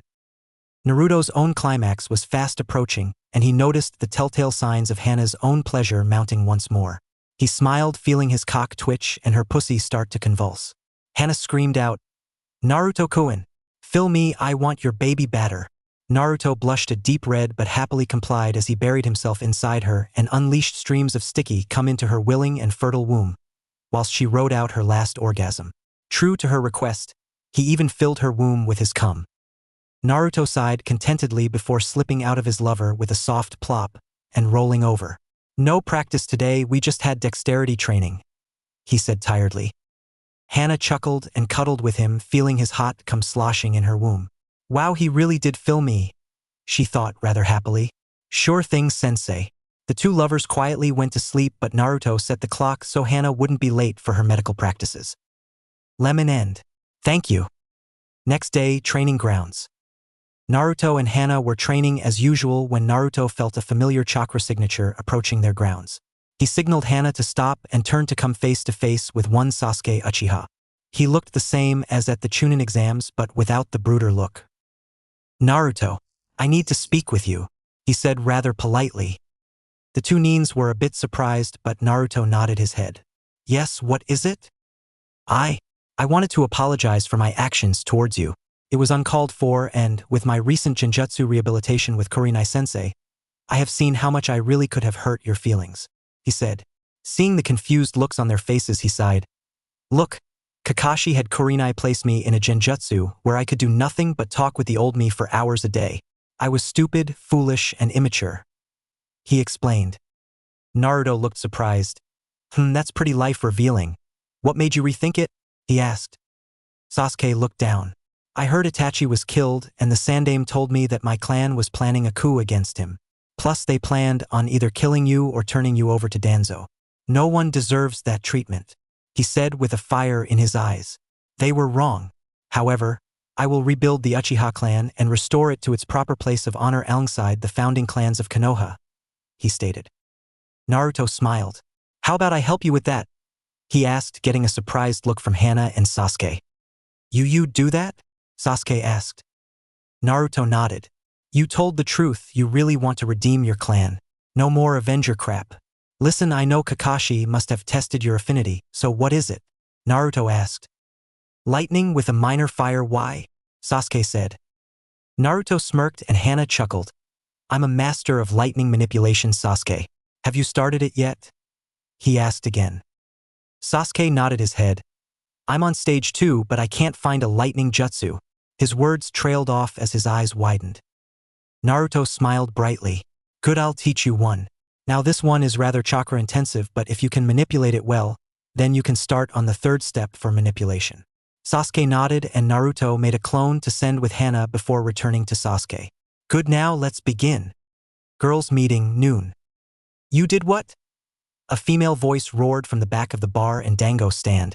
Everyone turned to stare at the group, which consisted of Kurenai, Hana, Yugao, Shizune, and Hinata. "SHH, not so loud, Nai-chan," Hana said. "Sorry," she continued, looking around before everyone went back to their meals. Yugao spoke up a little bewildered. "Care to repeat that, Hana?" she asked.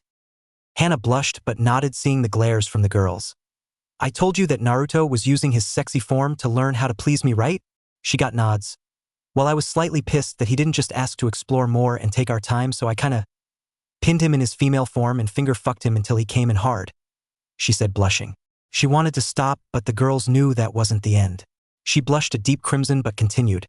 "He collapsed with his ass in the air, so I switched to my yaoi form and called him my bitch before fucking him doggy style and coming inside. I then, Demanded that we do it like that at least once a week before he mounted me and rode me until I came inside him whilst he begged for me to fill him up, she said. The girls were all blushing and were shell-shocked. Naruto had allowed Hana to do those things? It was both sexy and disturbing. Hinata spoke up quietly. Ano, did he really beg for you to come inside him? She asked. Hana nodded while blushing. Shizune squealed in excitement. What a man! You bagged yourself a good one, Hana-chan, she said, smiling.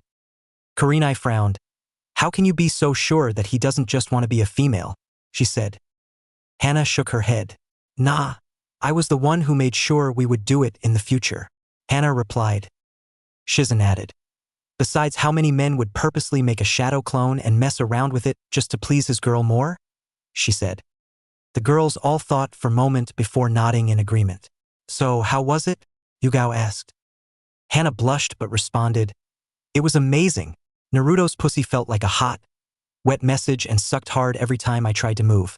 Aside from that, you all have seen his sexy form and that thing looks drop-dead gorgeous, she said while getting a slight nosebleed from a few dirty thoughts. The other girls broke out in grins before Hana continued. Can we talk about something else though? This is kinda one-sided since I'm the only one sleeping with someone right now and it makes me nervous. The other girls glared at her but dropped the issue. Undisclosed location, that night. We will soon take down the mate of that new dragon and claim our rightful place on the humans' plane. No longer will we be stuck here. We shall destroy all who stand in our way. Dragons, humans, angels, all will fall before our might. A dark voice said as it stood atop pitch-black tower surrounded by flames and screams of the tortured. Below was a mass of low-level demons with higher levels standing in front. Long live Akuma, devil, it said as it shook its red fist in the air. Long live Akuma, long live Akuma, long live Akuma. The crowd chanted until a new one started. Long live Beelzebub? The crowd slowly switched before Beelzebub's name was chanted throughout the crowd and the giant creature smiled a sick smile. Beelzebub was a pit fiend of the highest order. He had teeth as large and long as a meaty human's finger with canines the size of a thumb. It had large claws on its hands and feet that could tear through steel like tissue paper while its tail held a whip-like barb at the end. It was covered in red scales and had two large leathery wings coming from its back where a trail of horns started on its head and traveled down its spine. Soon, he would have his revenge on that accursed Ryujin. He would destroy the one who gave him his power back. The Ryu Senko. Demon's first strike. Naruto's eyes fluttered open and he smiled, feeling his mate's body pressed against his own. He snuggled in closer and thought back over the past month after taking down Itachi and Kisame. He had been pleased by her performance in the fight with Kisame and her grasp over her wind chakra had steadily grown. She had effectively completed her elemental training and that was all he had aimed for in the jutsu area. She could dodge him at level 1 resistance seal, which was about Guy's level with half his weights. She focused primarily on backing him up from either distance or sliding around his own attacks to get in quick and very sharp strikes because she could coat her claws in wind chakra. Her strength had been increased by a minimal amount, although she could probably match Kakashi flat out. All in all, she was high ANBU level overall, with her specialty being swift taijutsu and a few supportive wind jutsu. He ran his hands through her hair and smiled when she purred slightly. He always loved getting reactions from his mate. He paused as he considered the enemies they would be facing. Madara Uchiha, Haiden and Kakazu, not to mention Pain and Konan. He was worried that she might not be quite on par with them. Still, that brought out a memory his sensei had told him at the end of their sage training. Author Yoko, Demon Fox style. Flashback no jutsu. Naruto had just finished sustaining his transformation for 2 hours when he looked to his sensei, who waved him over. Naruto panted slightly as he made his way to his Aniki and sensei. You are doing very well, Naruto, but I have one last thing to warn you about this form, Sora said seriously. Naruto's face scrunched up in confusion. What do you mean, sensei? I thought this allowed me to access my dragon side fully, he asked. Sora sighed. That is both true and untrue. It allows you to access your dragon side as fully as your body can withstand right now. However, the true name of this should be half-dragon soul release. The human body can only allow half of the full transformation except under extreme duress. Sora answered, with Naruto paying rapt attention. To fully manifest your dragon soul, well, it's different for everyone. For me, I went into a rage because some demons killed my father and were trying to kill the rest of my family. The ensuing battle caused me to earn my title as Ryujin. Just so you have an idea of the power difference, in my current state, I could destroy a pit fiend in about 20 minutes. If I was ever able to manifest my soul again, it would take no more than 10 seconds. Sora said. Wait, you said again. Does that mean you can't fully manifest it? Naruto asked curiously. Sora nodded. Yes, that's correct. The dragons have told me that, in order to activate this mode, you must find the one true reason that would allow you to kill anyone without remorse. He explained. Naruto frowned. Sensei, that sounds very undragon-like. I mean, dragons are protectors in every sense of the word. Why would manifesting a real dragon require killing without remorse? He asked sagely. Sora smiled. Good question, Naruto. The answer is simple. The one true reason for me to kill without remorse was to protect my family at all costs. Now I have felt the same way at times with Hibiheim, but I don't think it's quite that deep yet, he said, letting his student figure it out. Naruto's head dropped and you could hear the gears turning in his head. So, a dragon's reason to kill without remorse is to protect someone's life that you consider to be above anyone else's life? Naruto asked. Sora nodded. That's the basic gist of it, yes. It differs with each person, Sora said. Naruto's face lifted a little from the frown earlier, but then he stared at his sensei. Why are you telling me this, sensei? It's good to know, but wouldn't I search for this person to achieve more strength to protect those I care about? For that matter, wouldn't Hana be that person? Sora chuckled. The person won't be found by searching, Naruto. As for Hana, that's a possibility, however, I don't believe that your dragon side believes her to be that precious quite yet. As for why I'm telling you this, Sora's face grew serious. I honestly believe you will be more powerful in that form than even me, Naruto. However, Naruto looked right at his sensei and Sora smirked. I just hope that I'm there to see it. Sora finished brightly. Naruto smiled and the two brothers hugged before heading to Konoha's Chunin exam. Author Tenchi style. Flashback no jutsu. KAI. Naruto smiled, feeling his fiancée waking up. Anko and Sora were due back today and he wanted to finish Akatsuki off so he could focus on giving his wife the life and, with a little luck, the family she deserves. Naruto proceeded to wake up his fiancée with her second favorite way of waking, with his hands running through her hair. Her first, of course, was with his tongue inside her moist nether lips, but that was for another day. Hana smiled softly as she awoke, feeling Naruto's hands running through her hair. She always did love how much attention he gave her. She reflected over the past week. They had spent it mostly in bed. They knew that, when Sora and Anko returned, they would be hunting the remaining Akatsuki.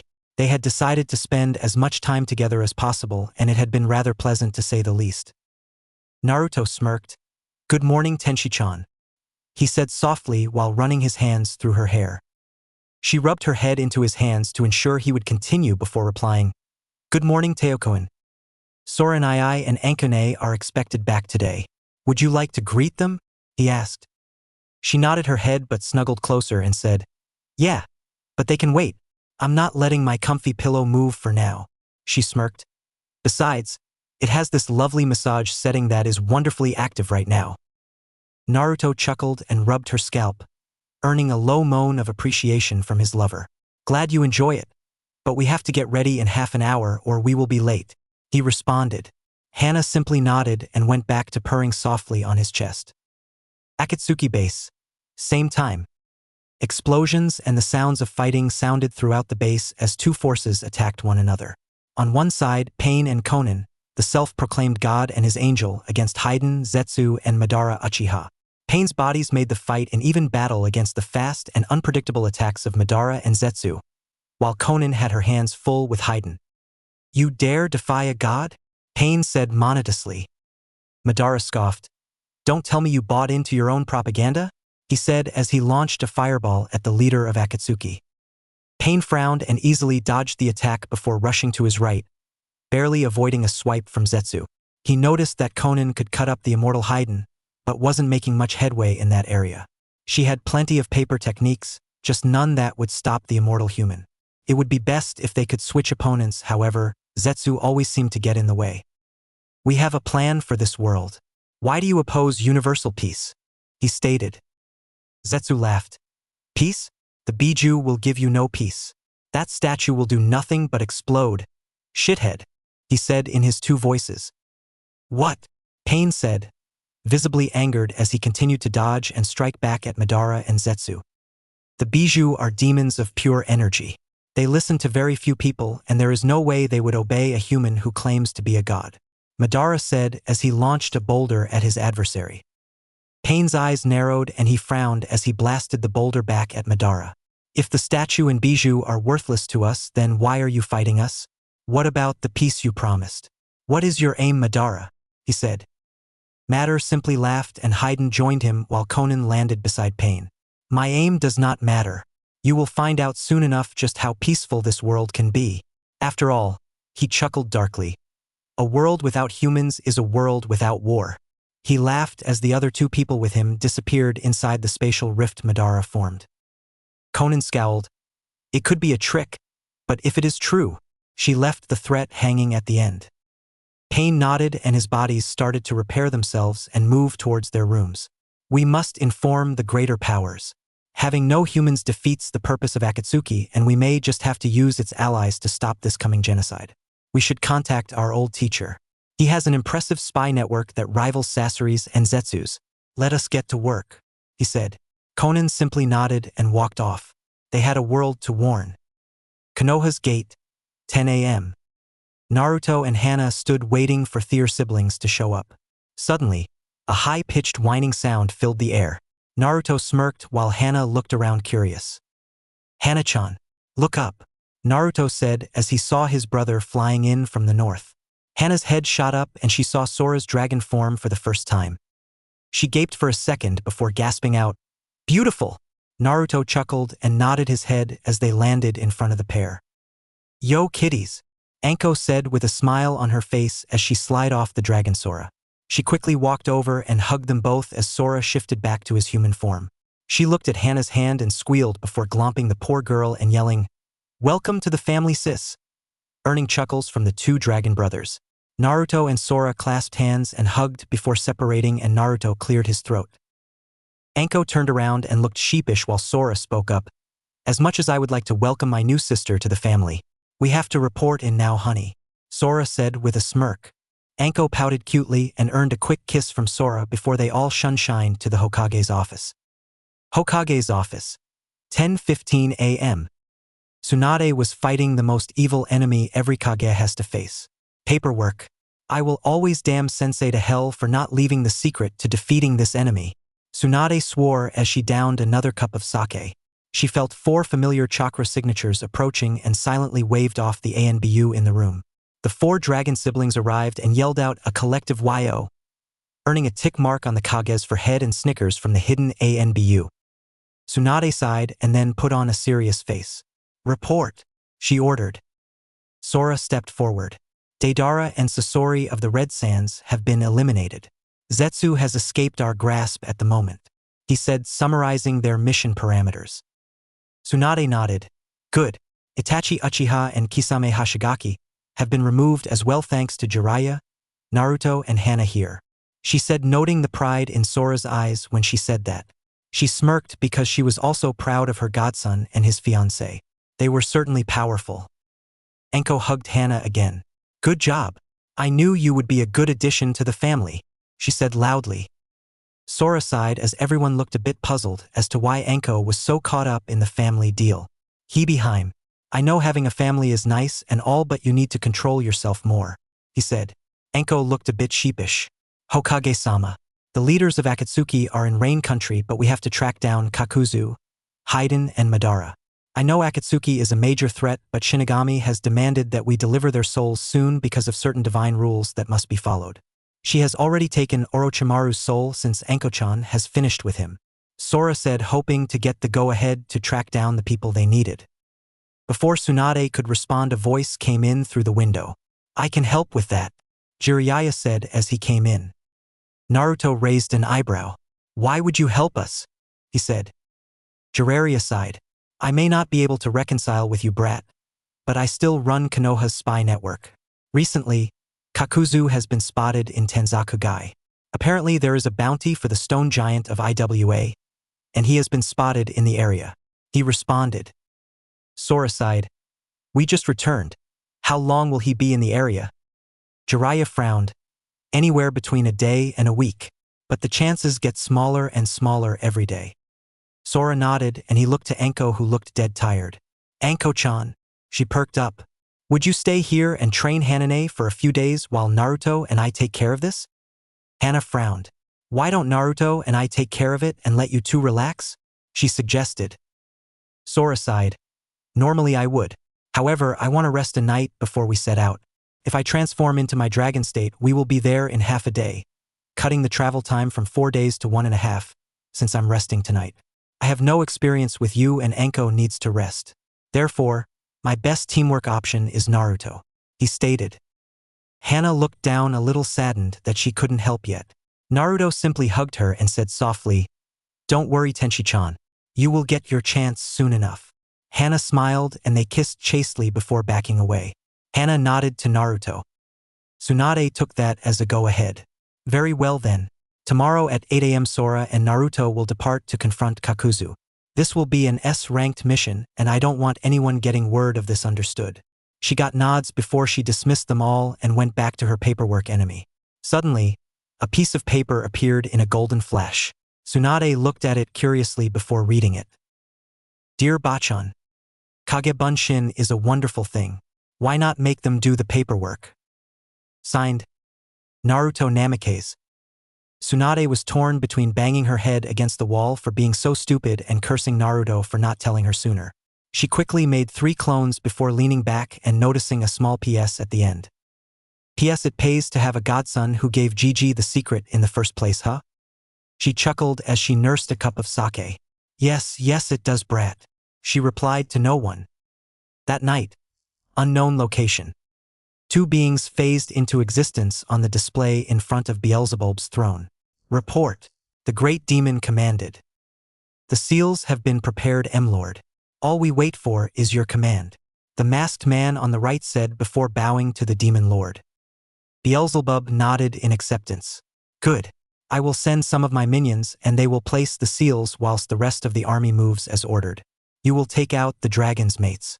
Without their lovers to bolster their strength, the dragons will fall, he said with a perverse grin on his face. The 2 beings bowed and responded, As you wish. All hail Akuma, they said before fading out once again. Beelzebub chuckled as he nursed a glass of what appeared to be red wine. Your little snake and dog will be dead soon enough, dragon sages. Then, nothing will stand in my way, he yelled at the end before throwing his head back and laughing evilly. Konoha Gates, 7:55 a.m. Hana and Sora were giving their lovers a farewell to remember, by kissing them fiercely while promising multiple erotic encounters when they returned if they did so quickly. Needless to say, Sora and Naruto were quickly in the air and speeding towards Tanzakagai with plenty of haste. Anko turned to Hana as their lovers disappeared into the distance. So, girls' day out? She asked, smirking. Hana giggled. You know it, girl, she said, waving her husband's checkbook. The 2 girls let out a collective shopping, before disappearing to a day of shopping, hot springs, massages, and a spa visit before their lovers returned once again. Approximately 2.5 days away from Konoha, a group of trees shook as multiple lithe figures ran through the trees, a masked face among them. Soon, the leaf and the dragons will fall. Peace will be achieved when everyone is dead. The figure laughed evilly as they picked up the pace. Tanzakugai, 4 p.m. Naruto and Sora landed and they quickly split up to find their prey and get a room for the night. Naruto went to a local hotel simply called The Mansion and checked in a room with 2 beds before he went up to the room and quickly set up a few privacy seals, allowing only himself and Sora in, before he went to a local bar for the information he needed. Sora, on the other hand, immediately went to the red light district and looked for the local bounty office. Took him a good half hour, but he eventually found the location and made his way there, hoping to catch Kakazu before he skipped town. He entered the establishment and looked around. It was a rather plain office that was a simple open area with chairs while a counter was set into the far wall. The bounty collector smiled and said, Welcome. Are you here for a bingo book or to turn in a bounty? Sora shook his head and, noticing no people around, said, I'm here for information. Could I persuade you to help me out?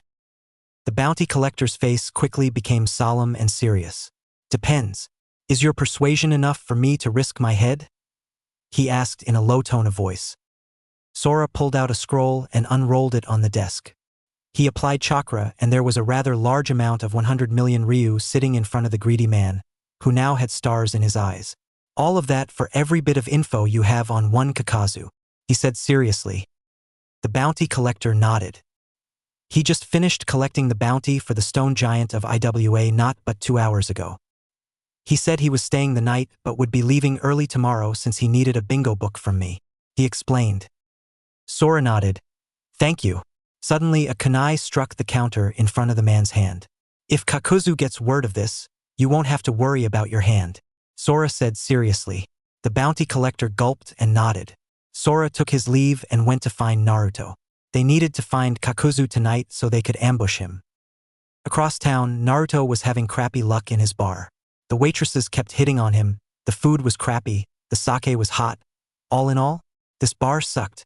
Naruto sighed and paid for his meal before heading outside to enjoy the festival that was starting tonight. He smiled as he walked around and noticed the younger children playing games and some of the older generation holding their loved ones closely. He sighed and thought of Hana. They hadn't been away from each other for more than a night after their first lovemaking, and he sorely missed her now. He noticed his sensei's chakra signature getting closer and decided to wait where he was so they could trade what information they had. Sora arrived not even 5 minutes later and motioned for Naruto to follow him into an alleyway. Sora and I, what's up? Naruto asked as soon as they were sure no one was paying attention to them. Kakuzu will be leaving tomorrow, so we have to find him tonight so we can track and kill him tomorrow. We don't want to make a scene here in town if we can help it, Sora said, quickly explaining while keeping on high alert. Naruto nodded. Not to mention the property damage that could happen. We should split up and use clones and henges to find him, Naruto suggested. Sora nodded and they quickly made a few pairs of clones before all of them hinged and set off to find their prey. Konoha. Next day, 8 p.m. Hana had squealed to Anko about Naruto and Hana's little experiment, and Anko was rather surprised and congratulated Hana on finding a man so set in his sexuality that he could do that. In any case, we find the two girls sitting in the usual dango bar with the Kurinai, Yugao, Hinata, Tenten, and Kin while gossiping like, well, girls. So Sora says to me, imagine what your chakra could do in a more private setting. Anko said, I swear he's such a horn dog. Hana chuckled. This coming from the woman who won't let him out of bed in the morning unless he licks you awake, she said teasingly. Anko promptly blushed and everyone had a good laugh at her expense. Hana turned to Kin. Susu, how's Shino? She asked suggestively. Kin blushed. Shino-kun is fine. I must thank you for your help the other night. We have been rather close ever since, she said, barely making eye contact. The girls all shared a knowing and, in Anko and Hana's case, perverse looks, before glomping the poor girl and trying to get more information out of her. She refused, saying they had only kissed, but the girls didn't believe her. Kurinai, being the more level-headed person there, decided to stop pestering the girl. Girls, come on. Leave her alone. They are too young to do that sort of thing, she said. Besides, it's getting late and my team has a mission tomorrow.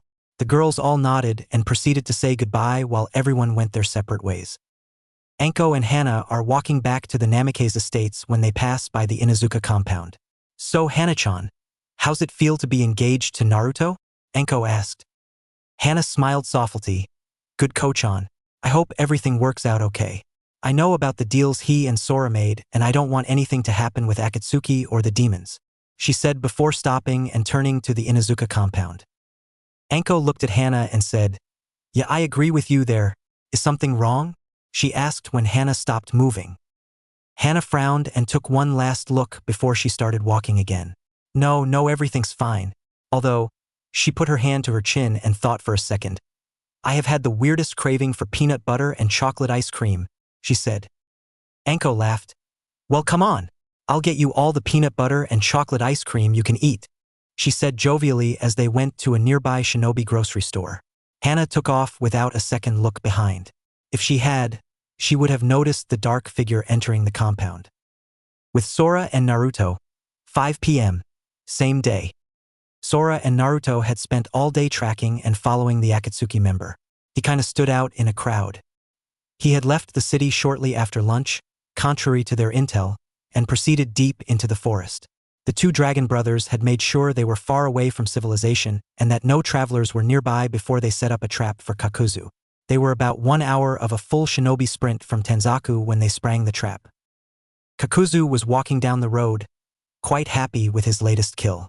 It had bagged him a good million and would allow him to sit back for a week or so before his own greed would catch up to him and force him to seek more money. His senses weren't on full alert otherwise. He would have noticed the obvious ambush point coming up at the wide plain that was covered in tall grass right before a slight turn in the road. As it was, he barely activated his own Doton Domu, Earth Release, Earth Spear, /N. You'd think this would have a more defensy name, huh? Before 3 blades slammed into his body. The 2 silver blades had enough force behind them to liquefy his innards, if he had any, while the regular katana with a slight golden hue was able to scratch him. Impressive considering he had never had his armor even scratched before. Sora and Naruto cursed at their inability to harm this man. They quickly took up positions so they could attack from the front left and front right sides of Kakuzu and eyed him warily. So the famous Naruto Namikaze, Jinchuriki of the Kyuubi no Kitsune and his self-proclaimed brother, Sora Ryu, aka Ryujin, have come to hunt me down? Kakuzu said monotonously. Sora and Naruto shared looks before they both nodded. That's correct. Shini-chan doesn't like it when people evade her grasp. Sadly, we were sent to help you along, Sora said as he dropped into his stance. Kakuzu frowned behind his mask. I am the immortal bounty hunter. I will enjoy collecting the bounties on your heads, he said slightly arrogantly. Naruto dropped into his own sword stance and glared at the Akatsuki agent. We don't have time to waste on this pointless drivel. Besides, we know all about your hearts. Hana-chan and Ankone-san will kick our asses if we aren't back soon, Aniki. Let's do this, Naruto said. Sora nodded. Agreed, Otudo. Enough talk, he said as he charged forward with Naruto right beside him. They quickly charge at Kakuzu, who activates his black tendrils and sends them to halt the 2 dragon warriors. Kakuzu believed that his jutsu would protect the tendrils while striking the 2 dragons hard.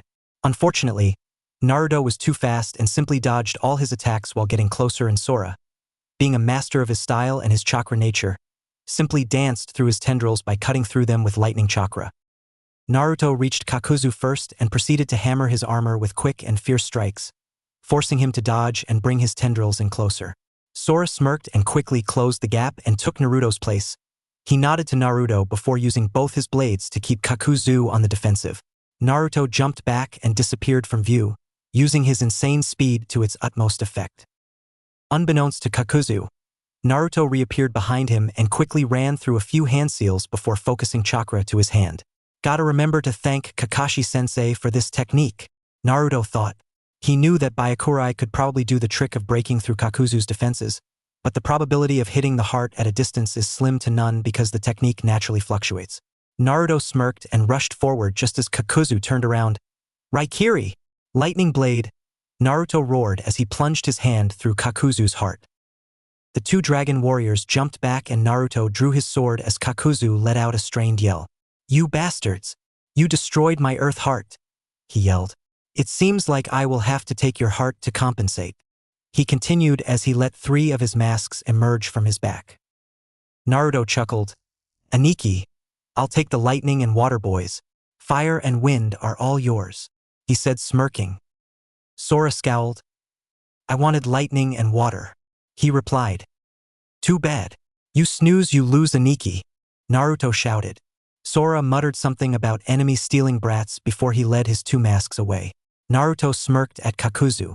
I have a bad feeling that something is going to happen when I get home, so I think I should finish this quickly, Naruto said. Kakuzu scowled behind his mask. Boy, I will enjoy taking your heart, he said as his tendrils shot forwards. Sanzai Kara Bokashi Senko. Blur from existence. Flash, Naruto said softly as his katana gained a deep golden color. He quickly slashed the tendrils, headed his way into several pieces, and stared at Kakuzu. You're going to need to do better than that, Naruto said seriously. Kakuzu nodded to his mask and yelled out, Suetun, Mizu Teppo, water release, water gun, while his mask roared out a Raitun Jan, lightning release, false darkness. The two attacks quickly combined into a roaring bullet of lightning and water while streaking at the ex-Jinchuriki. Naruto smirked and ran through some hand seals of his own before yelling out, Raitun, Suin Raryuden no Jutsu, lightning release, twin lightning dragons, causing two lightning dragons to swirl around him before blasting into Kakuzu's attack and sending it back at the surprised bounty hunter. Kakuzu growled and quickly Kawarimi'd out of the way as the empowered attacks created a large crater. Naruto was not fooled. Even though the crater was there, Kakuzu was nowhere in sight and he kept his guard up. Kakuzu was hiding in the tall grass behind Naruto. He silently got closer before popping up and unleashing his combined attack once again. He smirked as he saw the attack hit the surprised-looking ninja head-on. Kakuzu laughed. Cocky brat. He should really pay attention to his surroundings, he said. Back at you, old man, Naruto voice said from behind Kakuzu's lightning mask as he shoved his sword through its heart. Shadow clones are wonderful things, no? Naruto said, smirking. Kakuzu growled. I will kill you, brat. However, congratulations. No one has destroyed two of my hearts in one battle since Tobirama, he said, hoping to catch Naruto off guard. Naruto smirked. I know all about your lifespan, Kakuzu. However, I'm afraid that it ends today, Naruto said, getting serious at the end as he took his swordmaster stance. Kakuzu was slightly surprised but didn't want to give Naruto the chance to attack. He quickly sent all the tendrils at his disposal to attack Naruto and halt whatever attack he was setting up. Too late. Ryu no Senko, Dragon Flash, Naruto said as he spun and landed with his legs and arms crossed before disappearing into 25 separate images. As suddenly as he disappeared, Naruto reappeared with his sword in a post-slash position before Kakuzu collapsed to the floor with several shallow but overall lethal cuts. You should have trained in your defense more, Kakuzu. You were too vulnerable after your Earth heart was down, Naruto said as he sheathed his blade. Good night, immortal bounty hunter. He finished as he watched the light leave Kakuzu's eyes. He turned to see his brother enter the now destroyed field with Sora after they split. Luckily, the two masks were unable to talk. Unluckily, their combinations caused widespread damage and were damn hard to dodge. They operated mostly on instinct and didn't have higher cognitive thoughts. Sora dodged yet another explosive fire/wind combination before he landed and glared at the two masks. He quickly blasted them back with a Byakurai, but they dodged and struck back with their tendrils. Sora sighed as his weapons danced through the tendrils with ease, turning them into several small lengths of black that dissipated as they hit the floor. Sora jumped back and they sent their tendrils at him once again. Enough! He roared as his silver lightning chakra flared wildly, destroying the tendrils with ease. He glared at the two masks who took a step back. My wife is waiting for me at home and you are wasting my time, he said calmly. His chakra started to swirl ominously around him. Bankai Sora o Shurhai Suru, Ryujin. Final release, rule the skies above, Dragon God. This is the end. Goodbye, he said calmly. The two masks charged their attacks once again as Sora leveled his two blades parallel to the floor. The masks unleashed their attacks just as Sora called out, Tuin Soruhaha, Twin Dragon Strike. His two dragons floated around their strike and obliterated the masks while Sora simply Kawarimi'd out of their attack. Sora sighed as he looked at the wreckage. Rest in peace, knowing your defiler is dead, he said, speaking to the hearts Kakuzu had pilfered. He turned towards the sounds of battle that he had left not too long ago. Let's see if Naruto is done yet. My wife will kill me if I'm not home by tonight, he said as he jumped into the trees. 5 minutes later, Sora landed just as Naruto destroyed Kakuzu. He nodded to Naruto, who nodded back, before he ran through some hand seals and summoned the Shinigami. He looked at the ghastly figure that the god took when dealing with mortals inside. Shini-chan, here is Kakuzu as agreed, he said. Good job, you two. Now all that's left is Haiden and that infernal Madara Uchiha, she said as she reaped the bounty hunter's soul. I will see you both soon. Oh, and Naruto, congratulations on your engagement, boy. Yami sends her regards and says, I quote, ask that fiancé of his if she wants to spice up her love life, the Shinigami said before laughing at the pale look on Naruto's face. She nodded to Sora before disappearing back to her job. Naruto turned to Sora. We never mentioned this to Hana-chan. Agreed? He asked desperately. Sora chuckled. I say tell her. Maybe you'll get lucky? He said jokingly before he transformed into his dragon form. Now come on. I have a bad feeling that something is going to happen in Konoha while we are away, he said mentally as Naruto jumped on his back and they disappeared in a sonic boom. 4 a.m. Inazuka Estates. A black figure stood overlooking the Inazuka Estates. He smirked and motioned to the other hidden figures while speaking out. "Begin the assault. Let no dog survive," he said, getting louder as he spoke. He smirked, seeing the multitude of loud howls and sounds made by the various demons and devils as they descended on the unsuspecting Inazukas. Too bad no one ever told them that announcing their attack with howls on a ninja compound in a ninja village was a bad idea, no?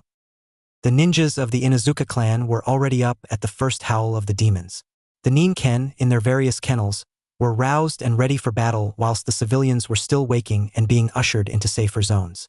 The demons thought that they would have free reign against the humans. Too bad they didn't account for the 4 dragon-blessed companions currently resting in the kennels. Shiroi and the Haimaru triplets came rushing out of their kennels in their armors and howled their defiance as they charged the demonic forces. Not far away, at the Namikaze estates, 2 kunoichi looked at one another before disappearing in a burst of speed. Sum and Kiba rushed outside just as they heard that howl, and Sum smirked seeing the 4 animals tear through the drex like tissue paper. She turned to the various ninja who had arrived. "Evacuate the civilians. Leave the demons to them," she said, motioning to the 4 animals. They all nodded and rushed off to secure the civilians. Sum turned to Kiba. "Join them, pup. This battle is not ours," she said. "But this is our home. How can this fight not be ours?" Kiba asked loudly. "Pup, demons are on a different level than us.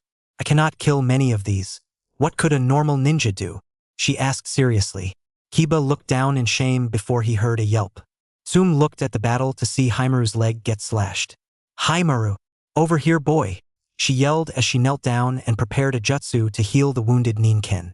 Kiba took one last look at the battle before joining in the evacuation. The wounded Ninken jumped back and Shiroi quickly covered his retreat, using her vast agility and speed to keep the numbers at bay. Still, it was proving too much for the fox and she was beginning to tire. So many different types of devils were there. Fire, ice, horned, poison, etc. Not to mention the average demons around, and the 4 dragon companions were tiring quickly. Ahezru landed behind the lines and quickly charged forward, ready to blast through the remaining Ninkens. Unfortunately, he never got the chance.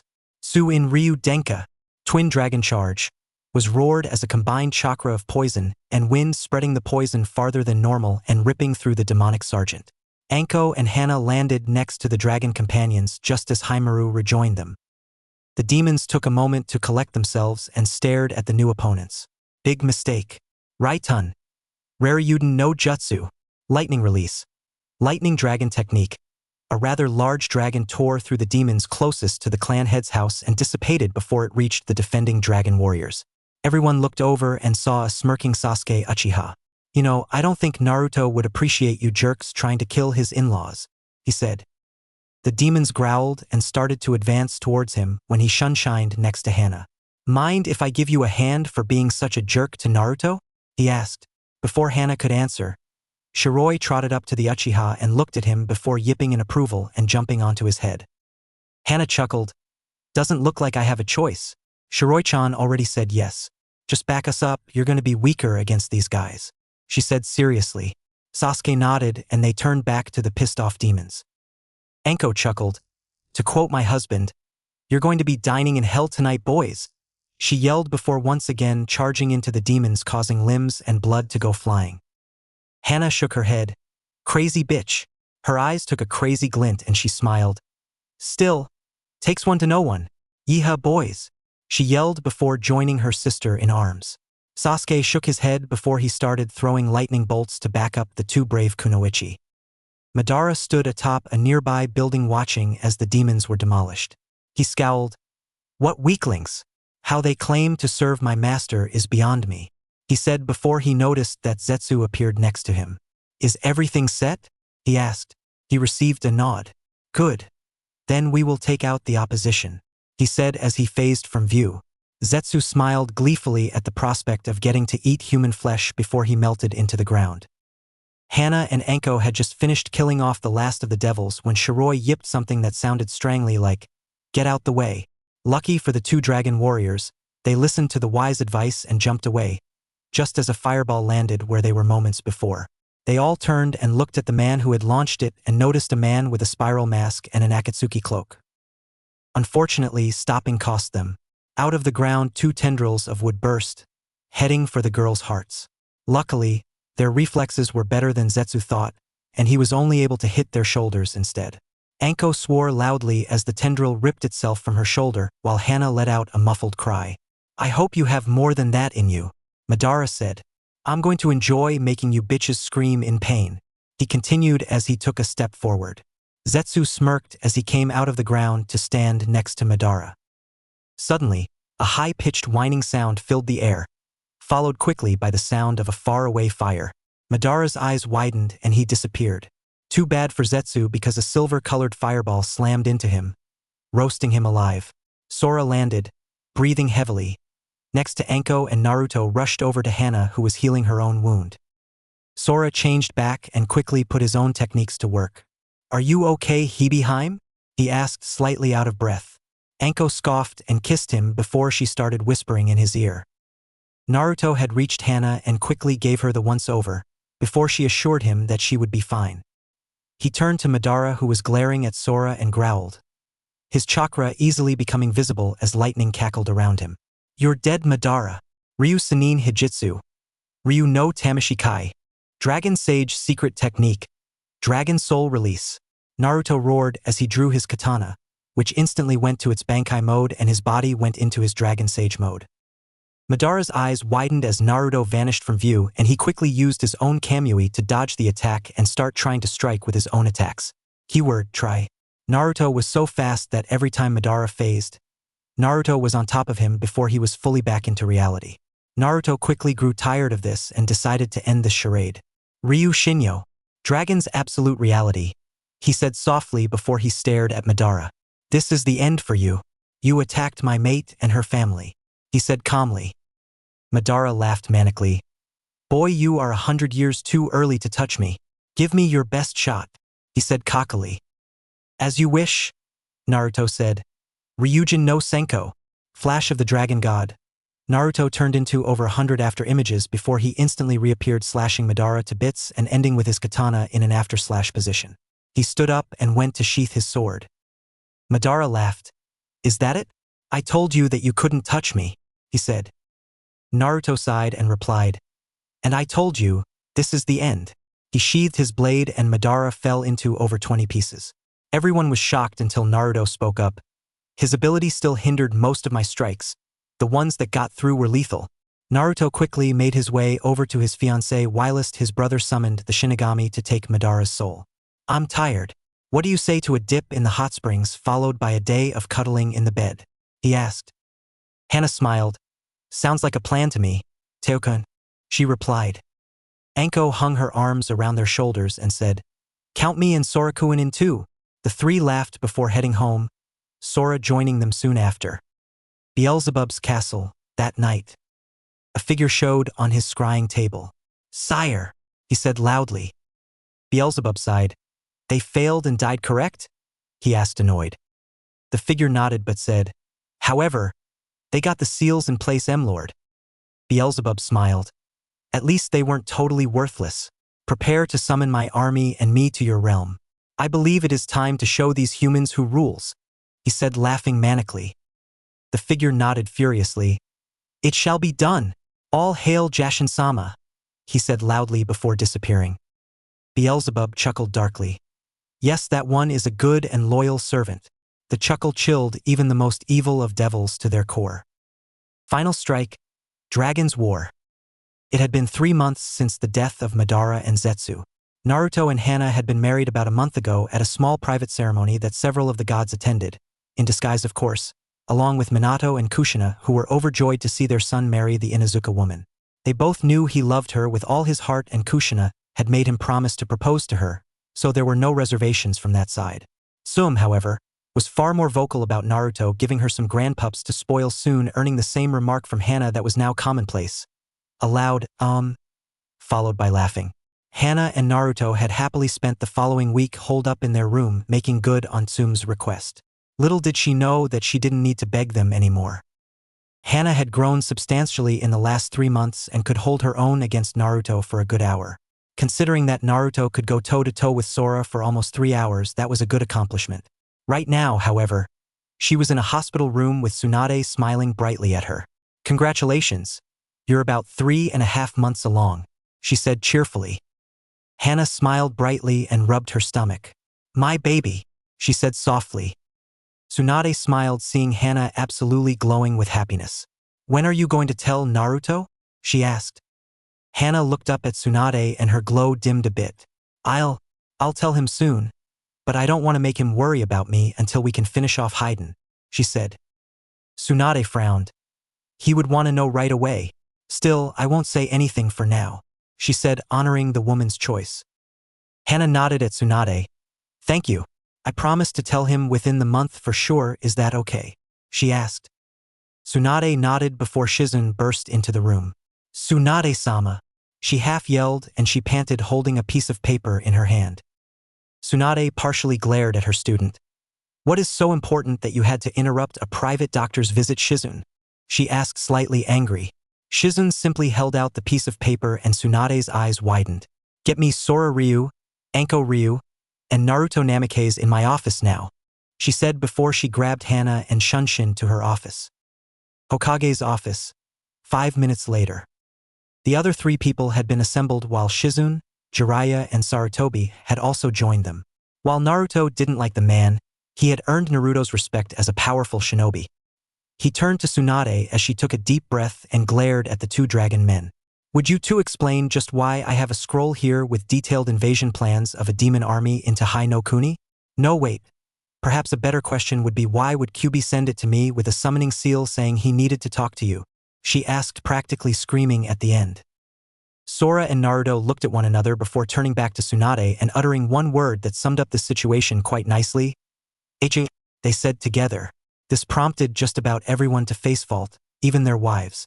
Their wives quickly recovered and smacked them upside the head for being so disrespectful and not thinking before they spoke. Tsunade sighed and interrupted the girls' rants. "As much as I love to see them squirming, I need an answer," she said, earning sheepish glances from the 2 women. Sora sighed.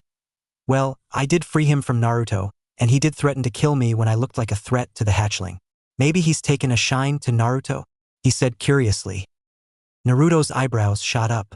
Sure, the kitsune had left him the taijutsu style, but he didn't actually care about him. "Did he? Aniki, you sure about that?"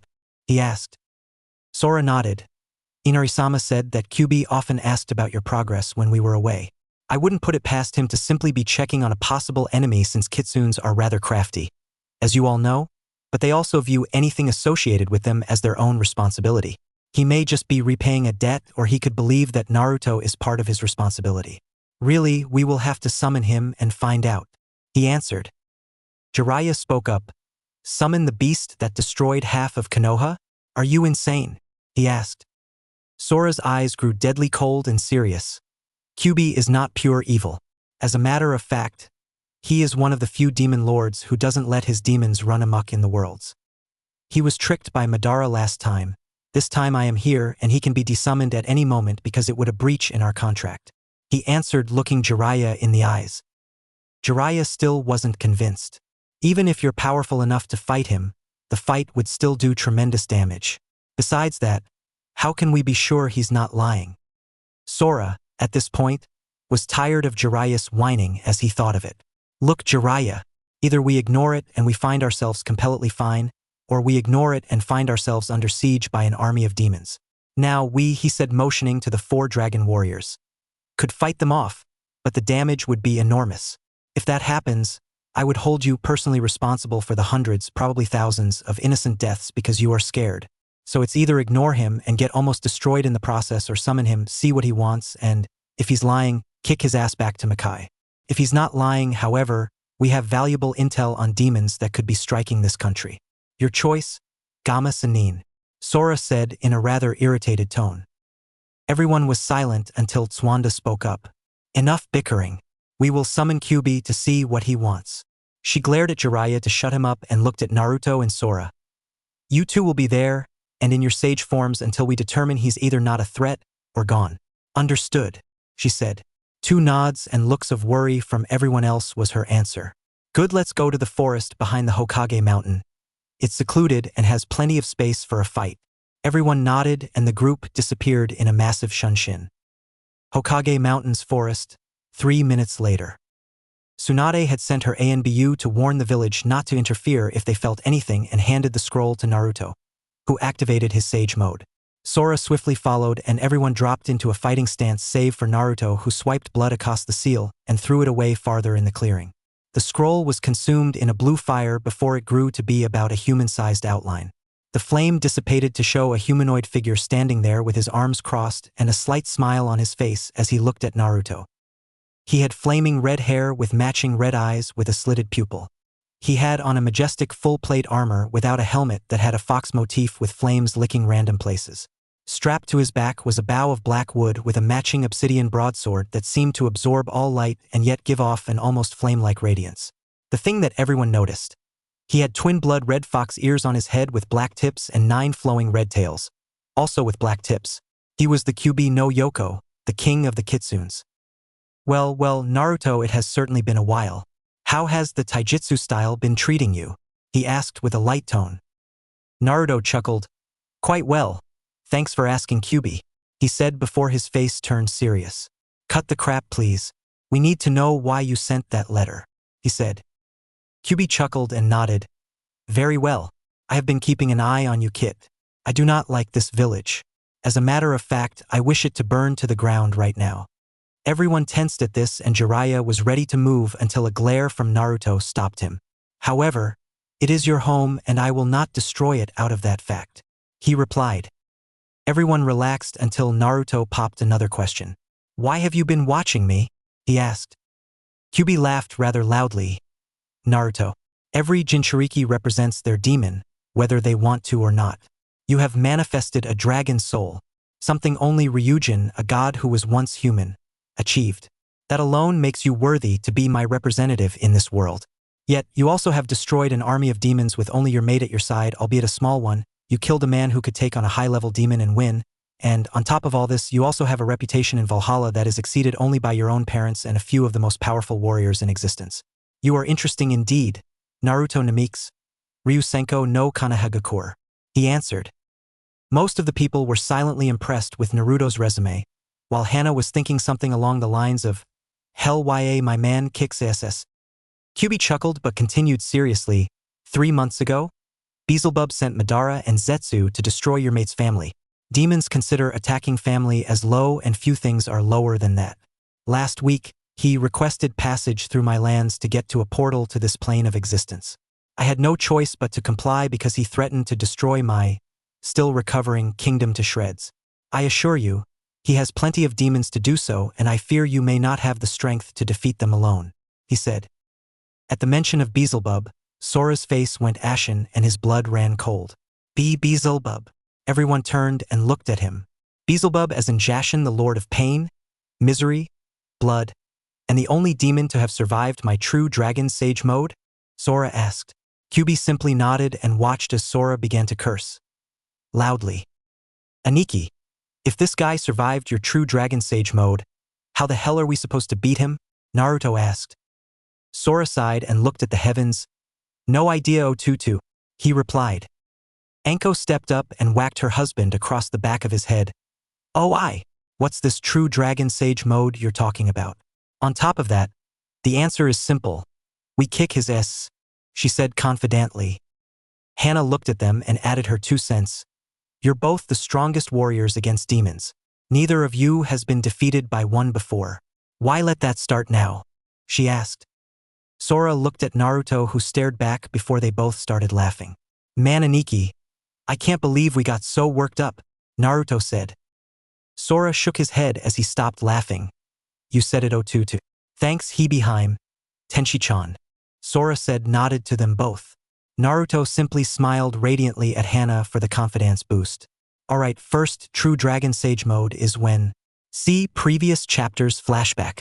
Secondly, we will need all the dragons we can get to fight this menace off. Lastly, he looked at Kyuubi. We need all the intel you can give us, he said as he switched into general mode, as Anko called it. Kyuubi smiled maliciously and snapped his finger as a scroll the size of the forbidden scroll appeared. It's all yours. Besides, I don't take kindly to threats, so kick his ass for me, would ya? He asked cheekily. Sora chuckled darkly. Fine by me. I owe the bastard for killing a few of my comrades now that I think about it. Naruto, I want the scroll memorized and copied for the Dragon Council. We move out in 1 week, he said. Naruto nodded and Anko and Hana were ready to move when Sora spoke again. Girls, I need you to remain here in Konoha, he said and winced as they turned withering glares to him. What did you say, Ryukuin? Anko said darkly. Sora didn't flinch and gazed directly at them. There is a chance that Konoha could be attacked from behind the lines. I need you two here along with the Shadow Corps to protect the people. Your skills are more suited to single battles than large-scale war. He explained. He saw the look in Hana's eyes and quickly cut her off. Your healing is very good, but you would only be able to heal me or Naruto at the front lines. Dragons have their own healers, please don't fight me on this. He looked down and you could hear the concern in his voice. Naruto and myself need to focus on destroying large legions of demons. We cannot do that with you on the battlefield. Not that you need protection, but we care for you too much to not pay attention, he said, seeing their looks at the idea of them being a hindrance. Naruto quickly spoke up. I love both of you, Hana-chan, Ankone-san, but it is as Aniki said. We would watch out for you subconsciously. Please stay home and protect the place we wish to return to. Besides, he smiled softly. If we died, you'd drag us out of heaven, hell and Valhalla just to kick our asses right back there, he said. The girls smiled softly and Hana walked up to Naruto. She reached up and kissed him before saying, All right, but I have something I need to tell you before you leave. Naruto nodded and looked over at Anko and Sora. Anko had grabbed Sora and kissed him fiercely, causing perverted giggles to come from Jiraiya, followed by the sounds of balls being crushed and paper being ripped up. She looked into his eyes. You better come back, otherwise Orochi team will have had a cakewalk compared to you. Sora nodded before Anko smirked and pulled him closer before whispering in his ear. And I expect the last day to mean something, understood? She said with a seductive tone to it. Sora nodded, fiercely smiling before Anko walked away. Naruto kissed Hana chastely. I'll be doing this work. He tapped the scroll Kyuubi gave them. If you don't mind, could you take care of Shiroi while I'm gone? She's not really going to be able to keep up. Hana smiled and nodded before Naruto disappeared in his shunshin, with Hana close behind to help him if he needed it. Sora turned to Kyuubi, who was smiling. Good to see the kid smiling. You better keep him that way, Ryujin, or even you won't be safe from me, he said. Sora smiled softly. Always knew you saw the hatchling as your own. Don't worry, Hana will keep him happy, he answered with the other human's jaws hanging on the floor. Kyuubi chuckled. I know she will. Goodbye, Sora, and… Kyuubi paused. May Inari-sama bless your path, he said before he disappeared in the same manner in which he was summoned. Sora chuckled. And may Ryujin bless your kit, Kyuubi, he said before he disappeared to convene his war council, leaving the humans to shake their heads at the situation that was out of their hands. Week time skip. Namikaze's estates. Hana had cooked Naruto's favorite dinner, the Inuzuka ramen special. Naruto had spent all week going over every detail of the invasion that they knew was coming with Sora and the Dragon Elders, who had taken up residence in a hotel nearby. Tomorrow, they would move to the base camp that held the dragon's main forces. They were set up at one end of a valley where the demons were supposed to materialize. It would be another 2 weeks before the attack itself, so they wanted to get the lay of the land and practice a few maneuvers. Hana and Anko had been surprisingly supportive of their husbands and hadn't argued about staying behind. They understood and didn't want to be in the way. Besides, they both knew that Hana was pregnant and she was beginning to show slightly. She smiled brightly as she lit the last candle for dinner and felt 2 strong arms wrap around her frame before she inhaled the scent of her mate and baby's father. Smells delish, Tenshi-chan. Sorry, I've been so busy lately, but after this we can hopefully finish off Haiden because it seems that he is the one to perform the summoning. We still can't locate him though. Then we can finally start that family, Naruto said brightly as he moved to hold out Hana's chair for her, which she graciously accepted. Naruto swiftly sat down and proceeded to eat. He noticed Hana's silence and was ready to speak up until Hana beat him to it. Teokuin, about that family you want to start, she said nervously. Naruto's face darkened as he thought of something bad. What's the matter, Hana-chan? Is something wrong? He asked, hoping to Kami-sama that he was wrong. Hana blushed and looked away but said loud enough for him to hear, "It's already been started." When she didn't hear a response, she looked up to see Naruto staring at her in shock, evidenced by the chopsticks falling out of his hand. Her mind quickly went down a dark road until she found herself being bodily lifted and twirled like a ballerina. Naruto was shouting in joy, "You're pregnant! Oh my Kami-sama!" he yelled as he laughed loudly. Hana quickly joined in as his laughter was infectious, and soon her giggling turned into full-blown squells of joy as he set her down on the couch and proceeded to put his ear to her belly. "Can I hear it yet?" he asked.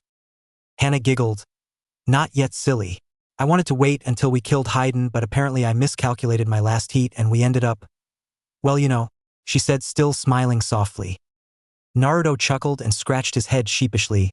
"He's sorry about that. So, is it a boy or a girl?" he asked. Hana sighed and sat up. "I didn't do any of that yet. We can do it after the battle, Teokun. For now, let's just enjoy the night, huh?" she said. Naruto smiled softly and grabbed her hand before kissing her chastely. "Whatever you want, baby," he said as they went upstairs to cuddle together until sleep overtook them. Same time, across town. Anko and Sora were spending a splendid evening at the Roaring Dragon restaurant. Anko had some sake and dangos while Sora had some sushi. Anko had been bugging Sora to get back home for the past half hour, so they quickly went back to the apartment and cuddled on Anko's couch. Anko sighed as she traced a line across Sora's stomach. "Who would have ever thought that I would find a husband?" Anko said softly with a smile on her face.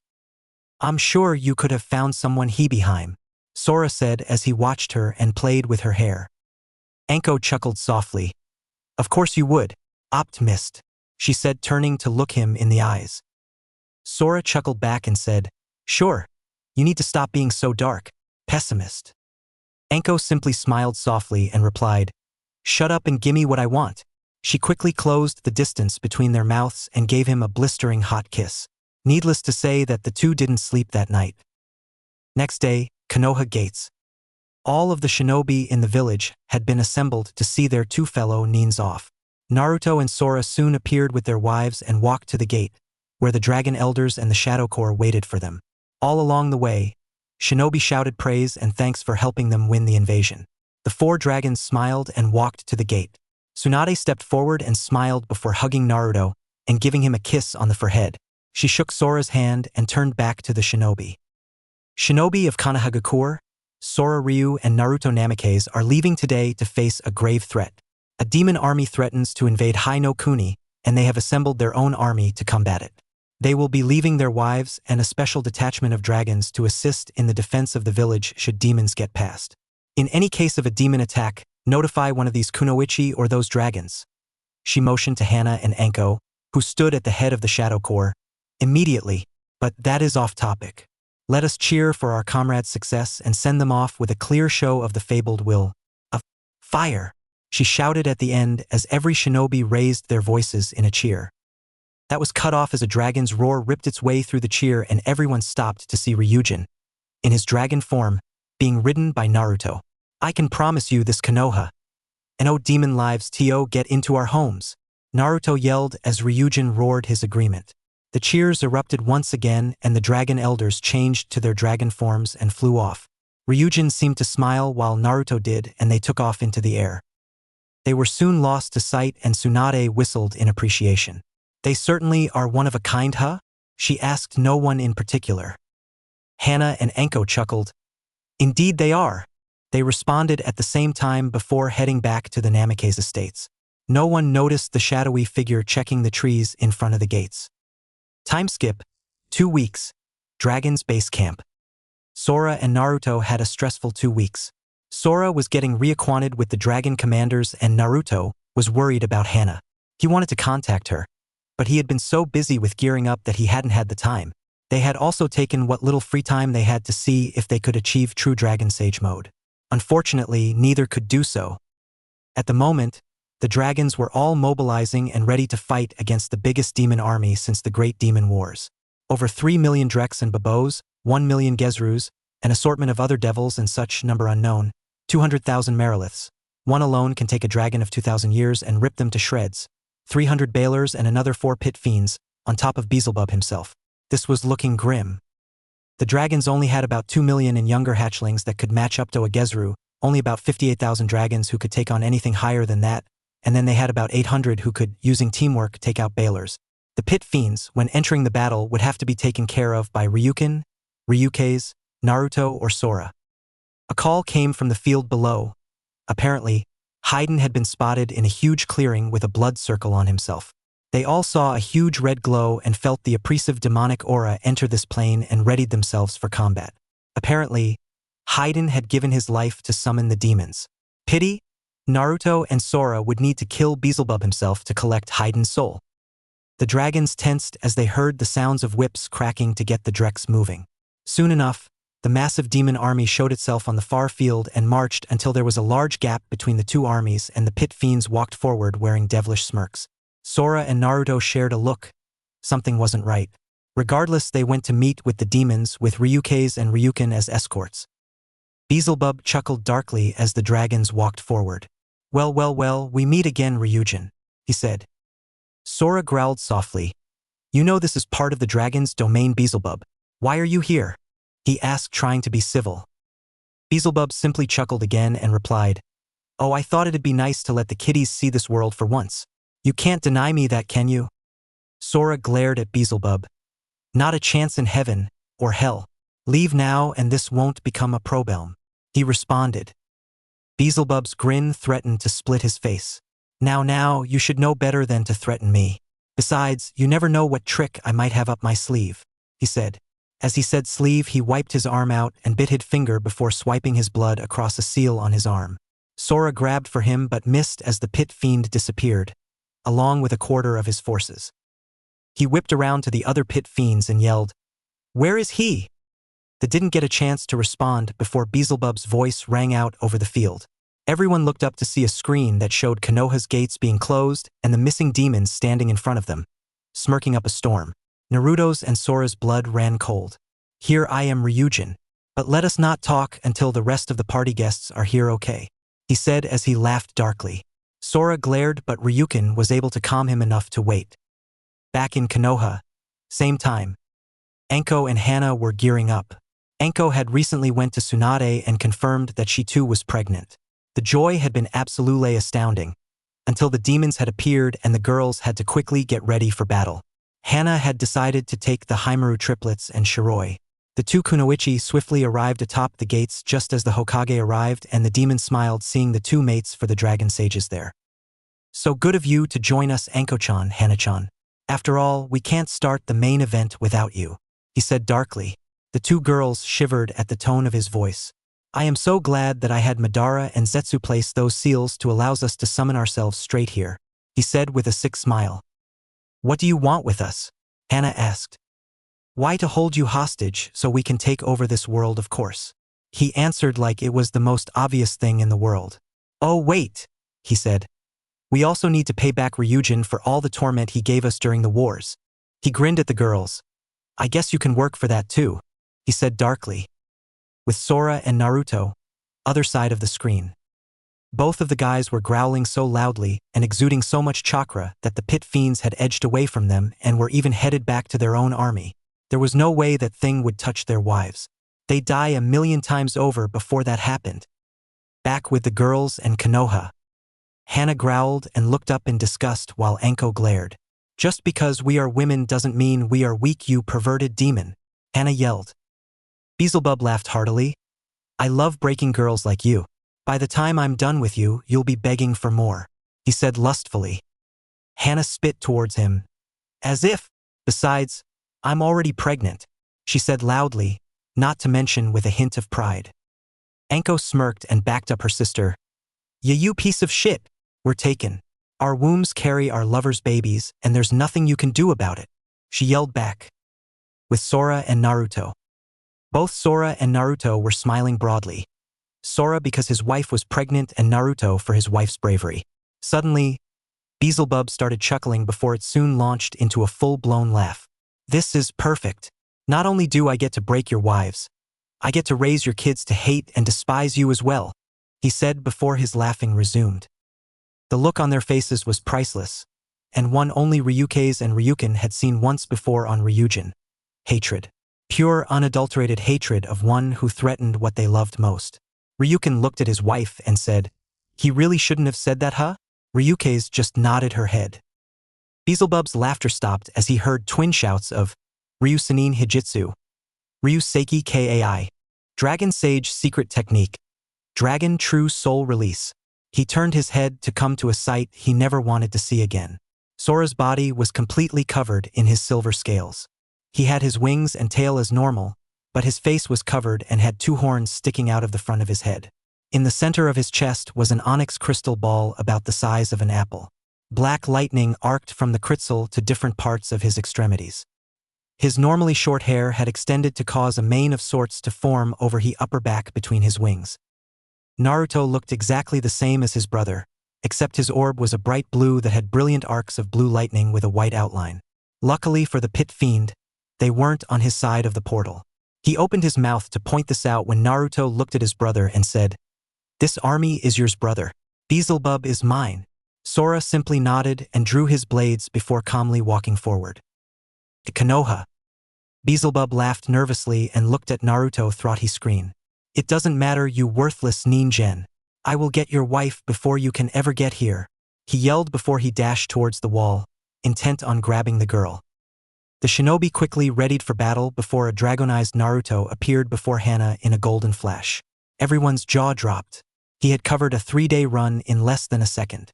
Hiraishin is a truly magnificent jutsu, is it not? Naruto turned slowly to stare at the now shocked pit fiend. "You attack my home. You threaten my family. And worst of all," Naruto's eyes glowed a brilliant sky blue as lightning arced around him, surprisingly harming no one. "You threaten my mate and child. You are dead," he roared as he charged down the wall and slammed into Beelzebub. A dust cloud kicked up and Beelzebub suddenly flew out of it towards his army. Naruto quickly charged in after him, the lightning around his blade and body striking out randomly and frying demons like it was child's play. Anko looked over the carnage and turned to her shadow core. "No one interferes. We would only get in the way. We guard the walls." They all nodded before disappearing into the shadows to watch the battle. Naruto spent almost half an hour chasing down Beelzebub as he sacrificed his own soldiers to fatal blows from the enraged dragon sage. Left lung. Gezru takes it to the head, stomach. Merilith finds itself impaled on Naruto's blade. Heart. Drekt was used to shield his body. The list goes on and on. However, Naruto soon grew tired of this and leapt back before standing in his usual swordmaster stance. All around them, dead and dying demons abounded and the few left alive were fleeing. "I have had enough," Naruto stated. "This is the end. Ryu Senko no Hiraishin, Dragon Flash of the Flying Thunder God," Naruto yelled as he spun in place before disappearing into thousands of afterimages. Beelzebub, as a testament to his ability, was able to block almost 1,000 strikes. Too bad he only caught a fraction of the non-fatal strikes and his body swiftly fell into many pieces of demon. With Sora, start of the battle. Sora walked forward slowly. Ryukeis and Ryukin both smiled softly before silently flanking behind him. The pit fiends looked on and scowled before ordering a full-blown charge towards the dragon lines. Sora smirked as he saw the charge and simply brought his blades up to his chest. "Suin Soryu haha. Twin Dragon Strike." He roared as twin dragons made of black lightning swirled around him before it rushed forward and destroyed the demonic charge and opened the way for his own forces to split the demons up. The dragons quickly charged in and formed a wedge with Sora at the center and cut their way through the demons. They fought bravely and used every trick they knew, along with a few powerful techniques that Sora threw about like he had as much energy as the sun itself. The younger dragons, who had never seen Ryujin fight before, were in awe of his strength. No demon stood before him and lived to tell the tale. The older dragons were smiling and cheering for the true dragon god was back in action. Soon enough, the army broke as they saw their mighty leader felled by Ryujin's apprentice. The 4 pit fiends attempted to run, only to find themselves engulfed in another of Sora's dragon strikes. Sora turned back to his army and let loose a rayer of victory that was quickly taken up by his comrades. The demons had been defeated, and they would think twice before attacking a dragon's domain again. Konoha, 1 week later. Sora and Anko were laying on the floor in the Namikaze estates cuddling as they watched the Shinigami take Haiden's soul and Naruto and Hana begin to cuddle as well. Hana sighed as she snuggled up to Naruto. Suddenly, the Shinigami reappeared. Oh, Naruto-kun. Lady Luck and Yami are still waiting for their payment. I hope you pay them soon, boy, the Shinigami said before she faded back into nothingness with a dark chuckle. Hana turned to Naruto and said, "What is she talking about?" Naruto began to sweat bullets and Hana's eyes narrowed before she grabbed Naruto and he burst into a puff of smoke. Naruuuuuuuuto. She yelled as she began to look for her lost husband. He had some explaining to do.